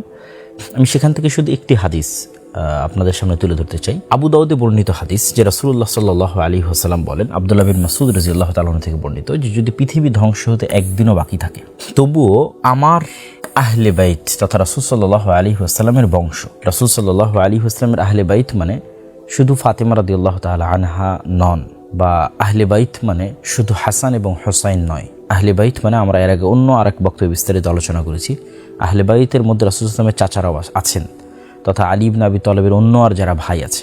আবু তালেব তো রাসূল সাল্লাল্লাহু আলাইহি ওয়াসাল্লামের চাচা, তার এক ছেলে তো আলী, আর এক ছেলে জাফর ইবনে আবি তালেব, যিনি মুতার যুদ্ধে শহীদ হয়েছেন। তো এরকম রাসূল সাল্লাল্লাহু আলাইহি ওয়াসাল্লামের আরেক চাচা আব্বাস ইবনে আব্দুল মুত্তালিব, যার এক ছেলে হচ্ছে আব্দুল্লাহ ইবনে আব্বাস। তো এক কথায় বনু হাশিম, রাসূল সাল্লাল্লাহু আলাইহি ওয়াসাল্লাম কুরাইশের যেই গোত্র হাশিম, এই হাশিমি গোত্রের মধ্যে তিনি আসবেন, তথা কুরাইশ বংশের মধ্যে তিনি আসবেন, এবং তার নামের সাথে আমার নাম মিল থাকবে, তার পিতার নামের সাথে আমার পিতার নাম মিল থাকবে, তথা মুহাম্মদ বিন আব্দুল্লাহ। তিনি পৃথিবীকে এমনভাবে ন্যায় এবং ইনসাফ দিয়ে পরিপূর্ণ করে দিবেন যেমনভাবে তার পূর্বে পৃথিবী অত্যাচার এবং জুলমে পরিপূর্ণ ছিল। তো কাছাকাছি এই ধরনেরই মোটামুটি অনেক হাদিস একত্রিত তিনি করেছেন। তার মধ্যে সহিহাইনে তথা সহিহ বুখারী এবং মুসলিমে সরাসরি মাহদি নামে নাই, কিন্তু বুখারী এবং মুসলিমে যেগুলো আছে সেটা হচ্ছে ঈসা আলাইহিস সালাম আসার পূর্বে যে ইমামের অধীনে মুসলমানগণ একত্রিত হবে, যে আমির ঈসা আলাইহিস সালামকে বলবে যে আপনি সালাত আদায় করান, পর ঈসা আলাইহিস সালাম সে আমিরকে বলবে আপনি সালাত আদায় করান, এই বর্ণনাগুলো আছে। তো ওগুলো থেকে ইন্ডিকেট পাওয়া যায় যে হ্যাঁ, ঈসা আলাইহিস সালামের আগমনের পূর্বে একজন আমিরের অধীনে মুসলমানেরা একত্রিত হবে। আর সরাসরি মাহদির নাম নিয়ে সহিহ বুখারী এবং মুসলিমের বাইরে অনেক হাদিস আছে যেগুলো একত্রিত করলে হাসান বা সহিহ স্তরের হয়, সেগুলো এখানে এই বই একত্রিত করা আছে। তার মধ্যে একটি হাদিস আপনাদের সামনে তুলে ধরলাম। এখানে আমাদের একটা বিষয় মনে রাখতে হবে যে ইমাম মাহদি বা মাহদি বিষয়ে আমাদের বিশ্বাস কি হবে। মাহদি বিষয়ে আমাদের বিশ্বাস হবে যে আবু বকর, ওমর, উসমান, আলী রাসূল সাল্লাল্লাহু আলাইহি ওয়াসাল্লামের পরে, এবং রাসূল সাল্লাল্লাহু আলাইহি ওয়াসাল্লামের সাহাবীরা সর্বশ্রেষ্ঠ, এবং সাহাবীদের মধ্যে জান্নাতের সুসংবাদপ্রাপ্ত যারা তারা সর্বশ্রেষ্ঠ। জান্নাতের সুসংবাদপ্রাপ্তদের মধ্যে এই চারজন খলিফা সর্বশ্রেষ্ঠ। এই চারজনের মধ্যে সর্বশ্রেষ্ঠ আবু বকর রাদিয়াল্লাহু তাআলা আনহু। তথা ইমাম মাহদির এরকম কোনো ব্যক্তিত্ব নন যিনি আবু বকরের চেয়ে শ্রেষ্ঠ, ওমরের চেয়ে শ্রেষ্ঠ, ওসমান, আলী রাদিয়াল্লাহু তাআলার চেয়ে শ্রেষ্ঠ, বা রাসূল সাল্লাল্লাহু আলাইহি ওয়াসাল্লামের অন্য কোনো সাহাবীর চেয়ে শ্রেষ্ঠ। তবে হ্যাঁ, তিনি একজন সৎ নেতা, একজন সৎ আমির, এবং এতটুকুই আমাদের বিশ্বাস তার সম্পর্কে থাকবে। তবে তার সৈন্যবাহিনীর আমাদের অংশ হতে হবে, তিনি কখন বের হলেন, কোথায় বের হচ্ছেন, এটা সম্পর্কে আমাদের খোঁজ খবর রাখতে হবে। এই বিষয়গুলো কেন উচিত নয়? এই জন্য উচিত নয় যে এই জামানাটা হচ্ছে ফিতনার জামানা। দাজ্জাল এবং দাজ্জালের পূর্ব মুহূর্তের যে ফিতনা, এটা ফিতনার জামানা। আর রাসূল সাল্লাল্লাহু আলাইহি ওয়াসাল্লাম ফিতনা থেকে পরিত্রাণ চাইতে আমাদের শিখিয়েছেন। আল্লাহুম্মা নাউযুবিকা মিন ফিতনাতিল মাসিহিদ দাজ্জাল। তথা আমাদের কামনা হবে যেন মাসিহিদ দাজ্জালের যুগ আসার পূর্বেই, ঈসা ইসলামের যুগ আসার পূর্বে, ইমাম মাহদির যুগ আসার পূর্বে আমরা যেন ঈমান নিয়ে পৃথিবী থেকে বিদায় নিতে পারি। এবং ইমাম মাহদি আসলে বা ঈসা আলাইহিস সালাম আসলে নতুন কোনো দিন আসবে, নতুন কোনো আসমানি কিতাব আসবে, নতুন কোনো হাদিস তৈরি হবে, এরকম কিছু নাই। বরং যেই কোরআন, যেই হাদিস এখন আমাদের কাছে আছে, যে কোরআন এবং হাদিস মানার জন্য দাজ্জাল তামিম আদ-দারির ওই হাদিসে তাদেরকে বলেছিল যে তোমাদের উচিত হবে মুহাম্মদ সাল্লাল্লাহু আলাইহি ওয়াসাল্লামের কথা মেনে নেওয়া, ওই মুহাম্মদ সাল্লাল্লাহু আলাইহি ওয়াসাল্লামের আনিত কোরআন এবং হাদিসের উপরই ইমাম মাহদি এবং ঈসা আলাইহিস সালাম আমল করবেন। তাহলে আমাদের কাজ কি?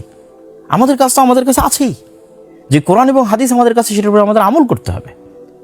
আমাদের ঈমান এবং সালাতের উপর আমাদেরকে অটল থাকতে হবে ফিতনা থেকে বাঁচার জন্য, যেটা আমি আমাদের এই আলোচনার শেষে আরেকবার বলবো। তবে হ্যাঁ, কে ইমাম মাহদি প্রকৃত অর্থে, এটা বুঝার কোনো আলামত আছে কিনা? এটা বুঝার একটা আলামত হতে পারে যে মুসলমানেরা তার নেতৃত্বে একত্রিত হবে। তিনি নেতা হতে চাইবেন না, মক্কায় মানুষেরা জোরপূর্বক তাকে নেতা করবে। তিনি নিজে নেতৃত্বে দাবি করবেন না, তিনি নিজে দাবি করবেন না যে আমি ইমাম মাহদি আসো আমার কাছে বায়াত গ্রহণ করে, এরকম কোনো দাবি তিনি করবেন না। মানুষেরাই জোর করে তাকে নেতা বানাবে। এবং আরও একটি বড় আলামত যেটা অন্য একটি হাদিসে পাওয়া যায়, সেটি হচ্ছে রাসূলুল্লাহ সাল্লাল্লাহু আলাইহি সাল্লাম বলেছেন যে পৃথিবীর পূর্বে একটা বিশাল ভূমিধস হবে, পশ্চিমে একটা ভূমিধস হবে, আর আরব ভূখণ্ডে একটা ভূমিধস হবে। এবং কিছু কিছু হাদিসে আরব ভূখণ্ডে ভূমিধসের এই জায়গাটা নির্ধারিত করা আছে। এখানে আপনাদের সামনে সহিহ মুসলিমের আমরা একটা হাদিস তুলে ধরেছি, যেখানে আরব ভূখণ্ডে ভূমিধসের জায়গাটা নির্ধারণ করা আছে বাইদা নামক জায়গায় ভূমিধসটা হবে। এবং এই ভূমিধসের ক্ষেত্রে রাসূল সাল্লাল্লাহু আলাইহি ওয়াসাল্লাম তার বংশের একজন ব্যক্তির কথা বলছেন, যিনি মক্কায় আশ্রয় নেবেন, তার বিরুদ্ধে সেনাবাহিনী পাঠানো হবে। ওই সেনাবাহিনী এই বাইদা নামক জায়গায় ভূমিধসের শিকার হবে। তো হাদিসের সিনক্রোনাইজেশনে মনে হচ্ছে যে রাসূল সাল্লাল্লাহু আলাইহি ওয়াসাল্লাম কুরাইশ বংশের যে ব্যক্তির কথা বলছেন যে মক্কায় আশ্রয় নেবে, সেটাই হয়তো আমরা যে ইমাম মাহদির কথা বলতেছি তিনি হতে পারেন। তথা যখন আমরা দেখব যে জাজিরাতুল আরবে একটা ভূমিধস হয়েছে, যেই ভূমিধসে পুরো অংশ মাটির নিচে ঢুকে গেছে, এবং সেটা যদি বাইদা নামক জায়গায় হয়, যদিও বর্তমান সৌদি আরবে বাইদা নামে অসংখ্য জায়গা আছে, তারপরও আধুনিক যুগের বিশ্লেষকগণ একটা জায়গাকে এই হাদিসের সাথে কানেক্টেড করেছেন, সেটা আমরা দেখাচ্ছি। এই জায়গায় হবে নিশ্চিত এটা বলাও কঠিন। রাসূলুল্লাহ সাল্লাল্লাহু আলাইহি সাল্লামের যুগে এই বাইদা নাম কোন জায়গার ক্ষেত্রে প্রয়োগ করা হতো সেটি খুঁজে বের করা, এবং এখনকার অসংখ্য জায়গা বাইদা নামে হওয়া বিষয়টা একটু জটিল। তারপর আমরা দেখাই, এখানে আমরা দেখতে পাচ্ছি যে মসজিদের যে হারাম এরিয়া আছে, এই হারাম এরিয়া যেখান থেকে শেষ হয়, এই শেষ হওয়ার পরে আমরা যেখান থেকে মদিনার মিকাত যেটাকে বলি জুল হুলাইফা, এখান থেকে হাজিগণ মক্কা যাওয়ার জন্য যখন উমরা বা হজে যান, তখন মদিনার মানুষ এখান থেকে ইহরাম বাঁধে। আর এই যে এটা হচ্ছে মসজিদে কুবা, এদিকে মসজিদে নববী। এই যে এখানে আমরা একটা জায়গা দেখতে পাচ্ছি আল বাইদা, জুল হুলাইফা পার হওয়ার পরে এবং জাবাল ঈদ যেখানে হারামের এরিয়া শেষ হয়, তারপরই এই যে বাইদা নামক আমরা জায়গা দেখতে পাচ্ছি। এটা মিকাত জুল হুলাইফা মিকাতের মসজিদ, এবং এইদিকে জাতুল জাইশ, যেখানে আয়েশা রাদিয়াল্লাহু তাআলা আনহার হার হারিয়ে গেছিল, যে লম্বা ঘটনা এবং তায়াম্মুমের আয়াত অবতীর্ণ হয়েছিল। এই এরিয়ার মাঝামাঝি এরিয়াই হচ্ছে বাইদা, একটা ফাঁকা জায়গা। নির্ধারিত আমরা জায়গা বুঝতে না পারলেও জাজিরাতুল আরব, আরব উপদ্বীপে একটা ভয়ঙ্কর ভূমিধস হবে। এই ভূমিধসের মাধ্যমে নিশ্চিত হওয়া যেতে পারে যে ইমাম মাহদি তিনি। এখানে আরও একটি বিষয় প্রশ্নবোধক চিহ্ন থেকে যায়, সেটি হচ্ছে আসফাহানের ইহুদিরা। এই হাদিসটাও আমাদের জানা দরকার।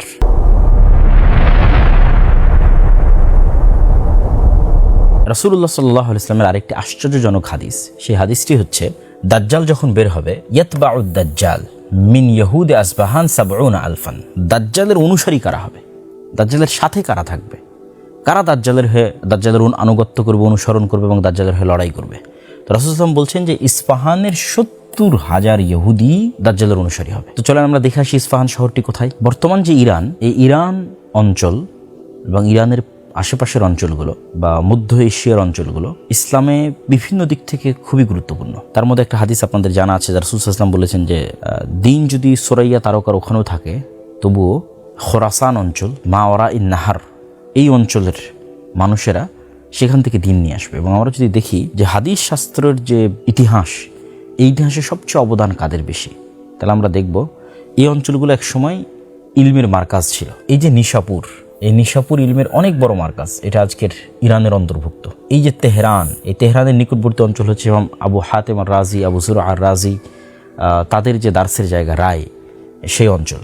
তারপর আসবাহান, এখান থেকে অসংখ্য আলেম ওলামা বের হয়েছে, আবু নুআইম আল আসবাহানি থেকে শুরু করে আরও অসংখ্য আলেম ওলামা, যেমন নিশাপুরি ইমাম হাকিম, অনেক বড় মুহাদ্দিস, মুস্তাদরাক হাকিমের লেখক। তো এই অঞ্চলগুলো থেকে যদি আমরা আরও একটু মাওরাই নাহার তথা আমুদরিয়া এবং শিরদরিয়ার ওইদিকে যাই, তাহলে দেখবো ইমাম বুখারী, ইমাম মুসলিম নিজে নিশাপুরের, ইমাম বুখারী, মুসলিম, আবু দাউদ, নাসাই, তিরমিজি, তারা সব এই অঞ্চল থেকে তাদের আগমন ঘটেছে। কিন্তু এই অঞ্চল সম্পর্কে রাসূলুল্লাহ সাল্লাল্লাহু আলাইহি ওয়াসাল্লামের আরেকটি ব্যতিক্রম হাদিস, যেটি আমরা কিছুক্ষণ আগে শুনলাম, যে এই আসফাহান থেকে ৭০,০০০ ইহুদি কিয়ামতের পূর্ব মুহূর্তে দাজ্জালের অনুসারী হবে। সুতরাং এটি একটি চমকে দেওয়ার মতো বিষয় যে এখন আসফাহান একটি ইরান শাসিত অঞ্চল এবং একটি শিয়া শাসিত অঞ্চল। হয়তো অদূর ভবিষ্যতে, আল্লাহু আলাম, আল্লাহ ভালো জানে, ৭০,০০০ মানে তো অনেক মানুষ, তথা অদূর ভবিষ্যতে এরকমও হতে পারে যে আজকের যে ইসরায়েল বা আজকের যে জেরুজালেম, সেখান থেকে ইহুদিরা সব বিতাড়িত হয়ে আসফাহানে গিয়ে আশ্রয় নিল, এবং যখন দাজ্জাল বের হচ্ছে তখন আসফাহানের সকল ইহুদি দাজ্জালের অনুসারী হচ্ছে। হতেও পারে, আল্লাহু আলাম, আল্লাহ সুবহানাহু ওয়া তাআলা ভালো জানে।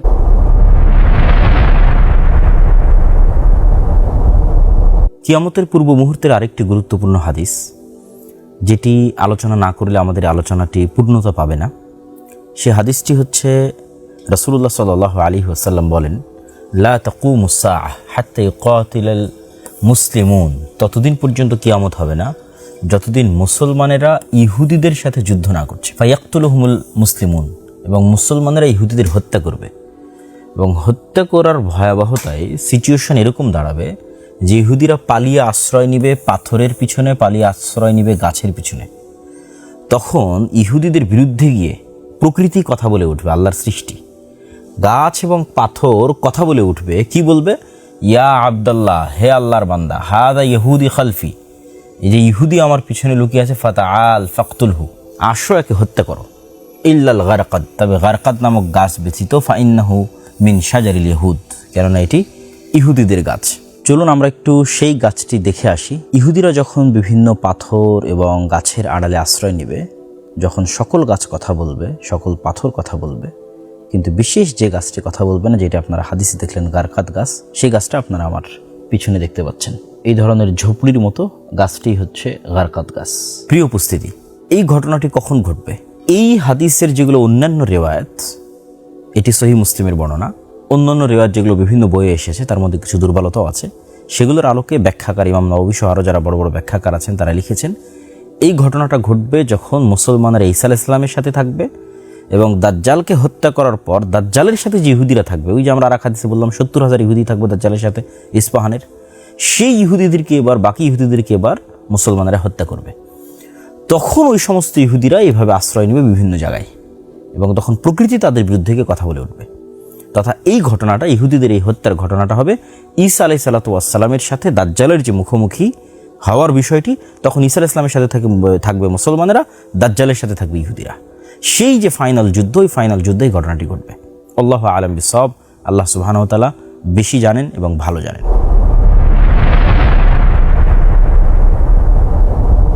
প্রিয় উপস্থিতি, এই যে আমরা দাজ্জালের বিশাল হাদিস পড়লাম, ইয়াজুজ এবং মাজুজের ভয়ঙ্কর ঘটনা শুনলাম, একদল নাস্তিককে দেখবেন যখন আমরা এগুলো বলি তখন তারা প্রশ্ন উঠায় যেগুলো কাল্পনিক, ঔপন্যাসিক গল্পের মতো, এবং এগুলো জীবনে কোনোদিন বাস্তবে হবে না। এবং তাদের এই অবিশ্বাসের সবচেয়ে বড় কারণ হচ্ছে আজকের যে উন্নত প্রযুক্তি, আজকের যে স্যাটেলাইটের অধীনে বিশ্ব, ক্যামেরা, তারা মনে করে সারা পৃথিবীর সব কিছু যেহেতু আমাদের কন্ট্রোলে, তো কোথাও তো আমরা দাজ্জালকে দেখতে পাচ্ছি না, কোথাও তো আমরা ইয়াজুজ এবং মাজুজকে দেখতে পাচ্ছি না, সুতরাং এগুলো সব মিথ্যা হাদিস, মিথ্যা তথ্য এবং মিথ্যা কথা, যার প্রতি মুসলমানেরা পাগলের মতো বিশ্বাস স্থাপন করছে।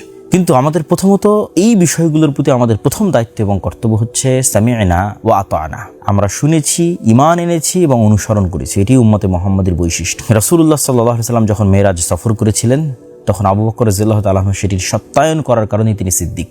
আমাদের নবী মুহাম্মদ সাল্লাল্লাহু আলাইহি ওয়াসাল্লামের পক্ষ থেকে যা যেভাবে বর্ণিত হয়েছে আমরা সেটার প্রতি ঈমান রাখি এবং সেটিকে তার জাহিরি অর্থ, প্রকাশ্য অর্থের উপরই সংঘটিত হবে মর্মে দৃঢ় বিশ্বাস রাখি। সেক্ষেত্রে আমাদের জন্য আসলে কোনো দলিল এবং কোনো ডকুমেন্টের প্রয়োজন নাই। আমাদের জন্য আসলে আল্লাহর একটি কথাই যথেষ্ট, যে ওয়া হুয়া আলা কুল্লি শাইইন কাদির, তিনি সকল কিছুর উপর ক্ষমতাবান। কিন্তু তারপরও যেহেতু আমরা মানুষ এবং বিভিন্ন ফিতনা এবং বিভিন্ন প্রশ্ন আমাদের অন্তরে তৈরি হয়, সেহেতু এই বিষয়েও কিছু উত্তর যদি আমাদের জানা থাকে আমাদের জন্য সহজ হবে। আমাদের জন্য প্রথম উত্তর হচ্ছে যে অতীত, পৃথিবীর অতীতে এই ধরনের ভয়ঙ্কর এবং ভয়াবহ ঘটনার চেয়ে হাজারো ভয়ঙ্কর এবং ভয়াবহ ঘটনা ঘটেছে।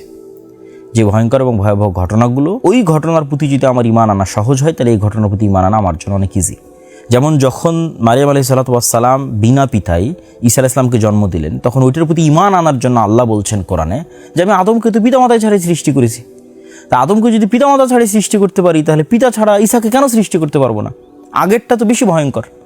তাহলে ঠিক তেমনই ঈসা আলাইহিস সালাতু ওয়াস সালাম আসমান থেকে নেমে আসবেন, এটা যদি আমাদের কাছে মানতে অবিশ্বাস্য হয়, তো আদম আলাইহিস সালাতু ওয়াস সালামও তো তার হাজার হাজার লক্ষ বছর আগে তিনিও তো আসমান থেকে, জান্নাত থেকে দুনিয়াতে নেমে এসেছেন। সেটা তো আমরা সবাই বিশ্বাস করছি, তাওরাত, বাইবেল, কোরআন সব জায়গায় লেখা আছে। তাহলে আদম আলাইহিস সালাতু ওয়াস সালাম যদি জান্নাত এবং আসমান থেকে পৃথিবীতে নেমে আসতে পারে, ঈসা আলাইহিস সালাম কেন পারবেন না? ঠিক তেমনি আমরা যদি চিন্তা করি যে সূরা কাহাফের যে ঘটনাগুলো, যে যুলকারনাইন সফর করছে, ইয়াজুজ এবং মাজুজকে দেওয়াল দিয়ে ঢেকে দিচ্ছে, তাহলে ইয়াজুজ এবং মাজুজের অস্তিত্ব এবং ইয়াজুজ এবং মাজুজের সাথে সাক্ষাৎ অতীতে সংঘটিত হয়েছে। তাহলে এটার প্রতি আমাদের ঈমান কি পরিমাণ মজবুত হওয়া উচিত যে এটা নিশ্চিত আছে, এটা অতীতে যুলকারনাইন ইয়াজুজ মাজুজের সাথে দেখা করে এসেছে, তাহলে ইন ফিউচার অবশ্যই ঘটবে। ঠিক তেমনি খিজির আলাইহিস সালাতু ওয়াস সালামের সাথে মুসা আলাইহিস সালামের সাক্ষাৎ, যেটাও সূরা কাহফে আছে। দেখেন এটা কি ব্যতিক্রম ঘটনা।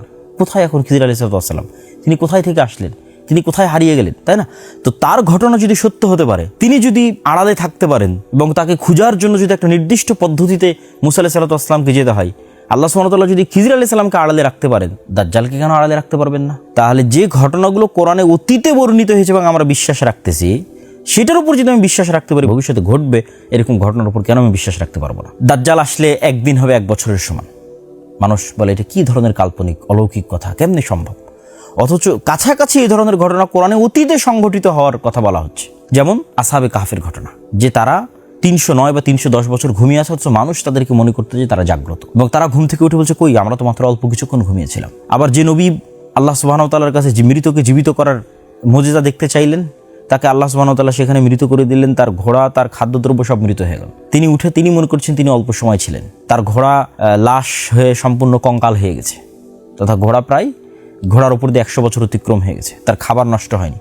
তাহলে তার খাবারের উপর দিয়ে কি সময় অতিক্রম হলো? এই যে সময়ের আপেক্ষিকতা, সময়ের যে গতি, এটার আপেক্ষিকতার কথা কোরআনে আগেই অসংখ্য অতীতের অসংখ্য ঘটনায় তুলে ধরা হয়েছে। তাহলে আমাদের ঈমান রাখতে হবে যে এই জিনিসগুলো একদিন ঘটবেই। তারপরও 3টা পয়েন্ট আমি বলতে চাই। প্রথমত, যে দাজ্জাল, ইয়াজুজ মাজুজ এই পৃথিবীতেই যদি থাকে তবুও সম্ভব, 2 ভাবে সম্ভব। 1, আপনি কখনোই নিশ্চিতভাবে দাবি করতে পারবেন না যে এই পৃথিবীর প্রত্যেক ইঞ্চি জায়গা, সমুদ্রের প্রতিটি পয়েন্ট, জঙ্গলের প্রতিটি পয়েন্ট আপনার অধীনস্থ এবং আপনার কন্ট্রোলে। এখন অসংখ্য জায়গা আছে যেখানে মানুষ যেতে পারে না, যে দ্বীপে মানুষ যায় না, যে জায়গায় মানুষ সফর করে না, চলাচল করে না, জাহাজ যায় না, এরকম অসংখ্য জায়গা আছে।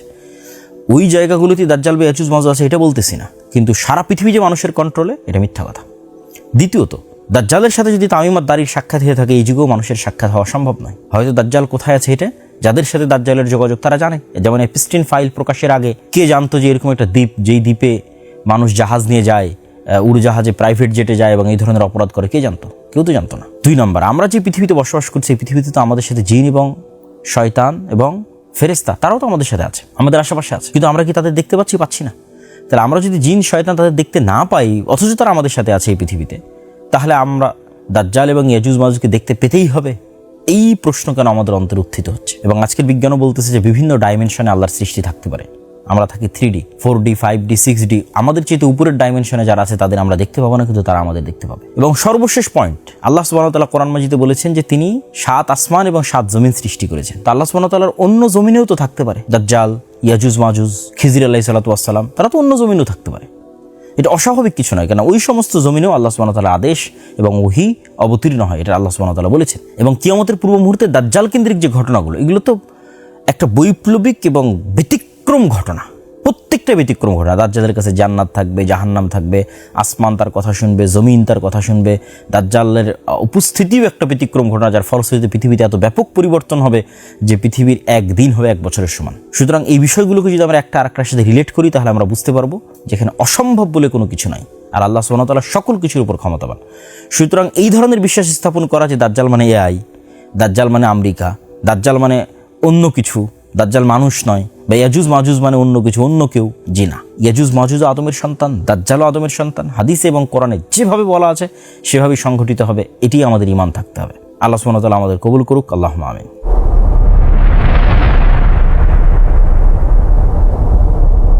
এই যে ভবিষ্যৎ কেন্দ্রিক দীর্ঘ আলোচনা আমরা আজকে করলাম, এই দীর্ঘ আলোচনার থেকে আমাদের শিক্ষণীয় কি? এই দীর্ঘ আলোচনার সারমর্ম এবং শিক্ষণীয় যদি এক বাক্যে বলতে চাই, তাহলে আমি বলতে পারি যে আমরা এখন মধ্যপ্রাচ্যের যে যুদ্ধে আছি, এই যুদ্ধ কি মালহামা?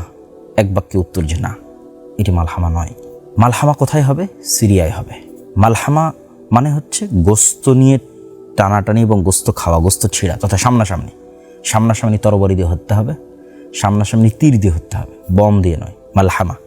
এবং ভয়ঙ্কর ভয়াবহ হত্যা হবে, সেটা সিরিয়ার মাটিতে হবে, যা বিস্তারিত আমরা আলোচনা করেছি। তাহলে এখনকার ফিতনাগুলো অনেক কিছুই কিয়ামতের পূর্ব মুহূর্তের ছোট ছোট ফিতনা আছে। যেমন আমরা আপনাদের সামনে তুলে ধরেছি যে আরবের প্রত্যেক ঘরে ফিতনা প্রবেশ করবে। সুতরাং এখনকার যে ফিতনাগুলো, এগুলো মালহামার পূর্বের ছোটোখাটো ফিতনা হতে পারে। কতদিন পরে কখন মালহামা হবে সেটা আমরা কেউ জানি না, কিন্তু মালহামা হবে। এবং সম্ভবত মালহামা হওয়ার পূর্বেই মুসলমানেরা জেরুজালেম বিজয় করবে, ইমাম মাহদি প্রকাশ পাবে, এবং ইমাম মাহদির নেতৃত্বেই শাম বা সিরিয়ার মাটিতে মালহামা হবে। তারপরে তাদের বিজয় অভিযান আরও সামনের দিকে চলতে থাকবে, কুস্তুনতুনিয়া বিজয় করবে, রোম বিজয় করবে। এরকম মুহূর্তে তাদের বিজয় অভিযান থামানোর জন্য শয়তান অদৃশ্য থেকে আওয়াজ দিবে, দাজ্জাল বের হয়েছে। আর এইরকম মুহূর্তেই যখন তারা দামেশকে ফিরে আসবে, এদিকে দাজ্জালও বের হবে, ওদিকে ঈসা আলাইহিস সালামও নামবে। দাজ্জাল বের হওয়ার পর প্রায় 1 বছর মুসলমানেরা ভয়ঙ্কর কষ্ট, দুঃখ, খাবারবিহীন একটা ভয়ঙ্কর বিভীষিকাময় পরিস্থিতি অতিক্রম করবে। তারপরে ঈসা আলাইহিস সালামের মাধ্যমে দাজ্জাল নিহত হবে। তারপরে দাজ্জালের সাথে যে 70,000 ইহুদি থাকবে তারা নিহত হবে। তারপরে ঈসা আলাইহিস সালামকে আল্লাহ সুবহানাহু ওয়া তাআলা বলবেন তুর পাহাড়ে আশ্রয় নেওয়ার জন্য। ইয়াজুজ মাজুজ আসবে, ইয়াজুজ মাজুজকে আল্লাহ সুবহানাহু ওয়া তাআলা আযাব এবং গজব দিয়ে ধ্বংস করে দিবেন। তারপরে তিনি তুর পাহাড় থেকে পৃথিবীতে নেমে আসবেন। পৃথিবীতে নেমে এসে তিনি 7 বছর 10 বছর একটা দীর্ঘ সময়ব্যাপী ন্যায় এবং ইনসাফের শাসন প্রতিষ্ঠা করবে। তারপরে এক শীতল বাতাসে সকল মুমিন মুসলমান মারা যাবে এবং ফাসেক ফাজেরদের উপর কিয়ামত প্রতিষ্ঠিত হবে। প্রিয় উপস্থিতি, এই ঘটনাগুলো থেকে আমাদের শিক্ষণীয় হচ্ছে যে ভয়ঙ্কর ফিতনার মুহূর্তে আপনি ঈমান কিভাবে ধরে রাখবেন, ভয়ঙ্কর ফিতনার মুহূর্তে আপনি হিদায়াতের উপর কিভাবে থাকবেন। আমি স্পষ্টভাবে আপনাদের সামনে তুলে ধরতে চাই যে আসহাবুল উখদুদ তারা কিভাবে আগুনের মধ্যে প্রবেশ করেছিল, যাদের বর্ণনা আল্লাহ সুবহানাহু ওয়া তাআলা সূরা বুরুজে দিয়েছেন, যে তাদের বলা হয়েছিল হয় ঈমান না হয় আগুন। তো তখন তারা ঈমানকে মূল্যায়ন করতে গিয়ে স্বেচ্ছায় আগুনের মধ্যে ঝাঁপিয়ে পড়েছে। এটা সম্ভব হয়েছিল শুধু কিসের কারণে? পরকালে যে তাদের ইয়াকিন আছে, আল্লাহর প্রতি তাদের যে ইয়াকিন আছে সেটির কারণে। তারা ওই আগুনের মধ্যে জান্নাত মনে করে প্রবেশ করেছে, তারা তার মধ্যে জান্নাত দেখতে পাচ্ছিল তাদের বিশ্বাস অনুযায়ী। আর যদি তারা ঘরে ফেরত যেত তাহলে সেটা ছিল জাহান্নাম। এই একই ঘটনা দাজ্জালের সাথে ঘটবে। দাজ্জালের আগুন ওটাই জান্নাত, আর দাজ্জালের সুন্দর জান্নাত ওটাই জাহান্নাম। তাহলে এটার প্রতি আপনি ইয়াকিন যখন পরকালের প্রতি আপনার সর্বোচ্চ লেভেলের হবে, দুনিয়াবি কোনো লোভ, দুনিয়াবি কোনো স্বার্থ, সেটি 1 টাকার সমপরিমাণও যদি হয়, যদি আপনাকে দুর্বল এবং পরাস্ত না করতে পারে, আল্লাহর শক্তি, আল্লাহর ক্ষমতা, আল্লাহর অস্তিত্বের উপর যদি আপনার সর্বোচ্চ লেভেলের বিশ্বাস থাকে, তবেই আপনি দুনিয়া থেকে ঈমান নিয়ে বিদায় নিতে পারবেন। তো দাজ্জালের এই ফিতনা আমাদের প্রমাণ করে যে দুনিয়ার সফলতা মানে ঈমান নিয়ে বিদায় নেওয়া। দুনিয়ার সফলতা মানে ধন দৌলত, টাকা পয়সা, বাড়ি গাড়ি নয়। কেন ওগুলোর প্রতি ন্যূনতম লোভ থাকলে দাজ্জালের ফিতনা থেকে আপনি বাঁচতে পারবেন না। তাহলে দুনিয়ার বিজয় মানে ঈমান অবস্থায়, সালাত অবস্থায় দুনিয়া থেকে বিদায় নেওয়া। এবং মুসলমানদের কাজ এই ধরনের ভবিষ্যৎ কেন্দ্রিক ঘটনার পিছনে পড়ে প্রোডাক্টিভিটি নষ্ট না করা, যে হ্যাঁ ইমাম মাহদি আসলেই তবেই আমরা সব কিছু করবো, তার আগে আমাদের কোনো কাজ নাই। এটা মুসলমানদের প্রোডাক্টিভিটি নষ্ট করে এবং এটা আমি মনে করি একটি ঈমান বিরোধী কার্যকলাপ। বরং মুসলমানদের সবসময় সদা সর্বদা অ্যাক্টিভ থাকতে হবে। কেন? ইমাম মাহদি এবং ঈসা আলাইহিস সালাম আসলে নতুন কোনো দিন আসবে না, নতুন কোনো কোরআন আসবে না। ওই কোরআনই যে কোরআন আমাদের কাছে আছে, ওই হাদিসই যে হাদিস আমাদের কাছে আছে। তাহলে পৃথিবীর সবচেয়ে বড় ঘটনা আগেই ঘটে গেছে, সেটা মুহাম্মদ সাল্লাল্লাহু আলাইহি ওয়াসাল্লাম, সেটা কোরআনের অবতীর্ণ হওয়া। ওইটা আমাদের আমল করতে হবে। এবং যদি সূর্য আমরা পশ্চিম দিকে উঠতে দেখি, তবু আমাদের হাতে যদি একটি গাছ থাকে সেটি রোপণ করার চেষ্টা করতে হবে। তথা আমাদের ঈমান এবং আমলের যে চেষ্টা, এই চেষ্টা আমাদের অব্যাহত থাকবে। এবং এই সমস্ত ঘটনা কেন্দ্রিক আমাদের কাজ কি? ফিতনা থেকে বাঁচতে চাই। আল্লাহুম্মা নাউযুকা মিন ফিতনাতিল মাসীহিদ দাজ্জাল, যে দাজ্জাল এবং দাজ্জালের সময়ের যে ভয়ঙ্কর ফিতনাগুলো আছে, ফিতনার যুগগুলো আসার পূর্বেই যেন আল্লাহ আমাদের ঈমান অবস্থায় দুনিয়া থেকে যাওয়ার তৌফিক দান করে। এই মর্মে আগ্রহী না হওয়া যে না আমি ওই যুদ্ধগুলোতে অংশগ্রহণ করবো, ওই ফিতনার সময় আমি থাকবো কেন। কেউ গ্যারেন্টি দিয়ে বলতে পারবে না ওই ফিতনার সময় সে ঈমান নিয়ে থাকতে পারবে কিনা। তাই নবীর শিক্ষা অনুযায়ী ওই ফিতনাগুলো আসার পূর্বেই আমাদের আল্লাহর কাছে পরিত্রাণ চাওয়া উচিত, আমরা যেন দুনিয়া থেকে বিদায় নিতে পারি। আল্লাহ সুবহানাহু ওয়া তাআলা আমাদের এই ফিতনা সংক্রান্ত হাদিসগুলো সঠিকভাবে বুঝার, সালাফে সালেহিনের ব্যাখ্যা এবং বুঝ অনুযায়ী বুঝার, সেগুলোর প্রতি ঈমান রাখার এবং এই ফিতনা থেকে আল্লাহর নিকটে বাঁচতে চাওয়ার, এবং ঈমান এবং সালাত, পরকালের প্রতি গভীর আস্থা, আল্লাহর প্রতি গভীর আস্থা এবং সালাত। আর এই বিষয়ে এই ঈমান মজবুত করার জন্যই মূলত আমাদের আল্লাহর পথে যাত্রা বইটি লেখা। তাই ফিতনার সময় যদি কেউ ঈমান মজবুত রাখতে চান, তিনি অবশ্যই আমাদের আল্লাহর পথে যাত্রা বইটি পড়তে পারেন।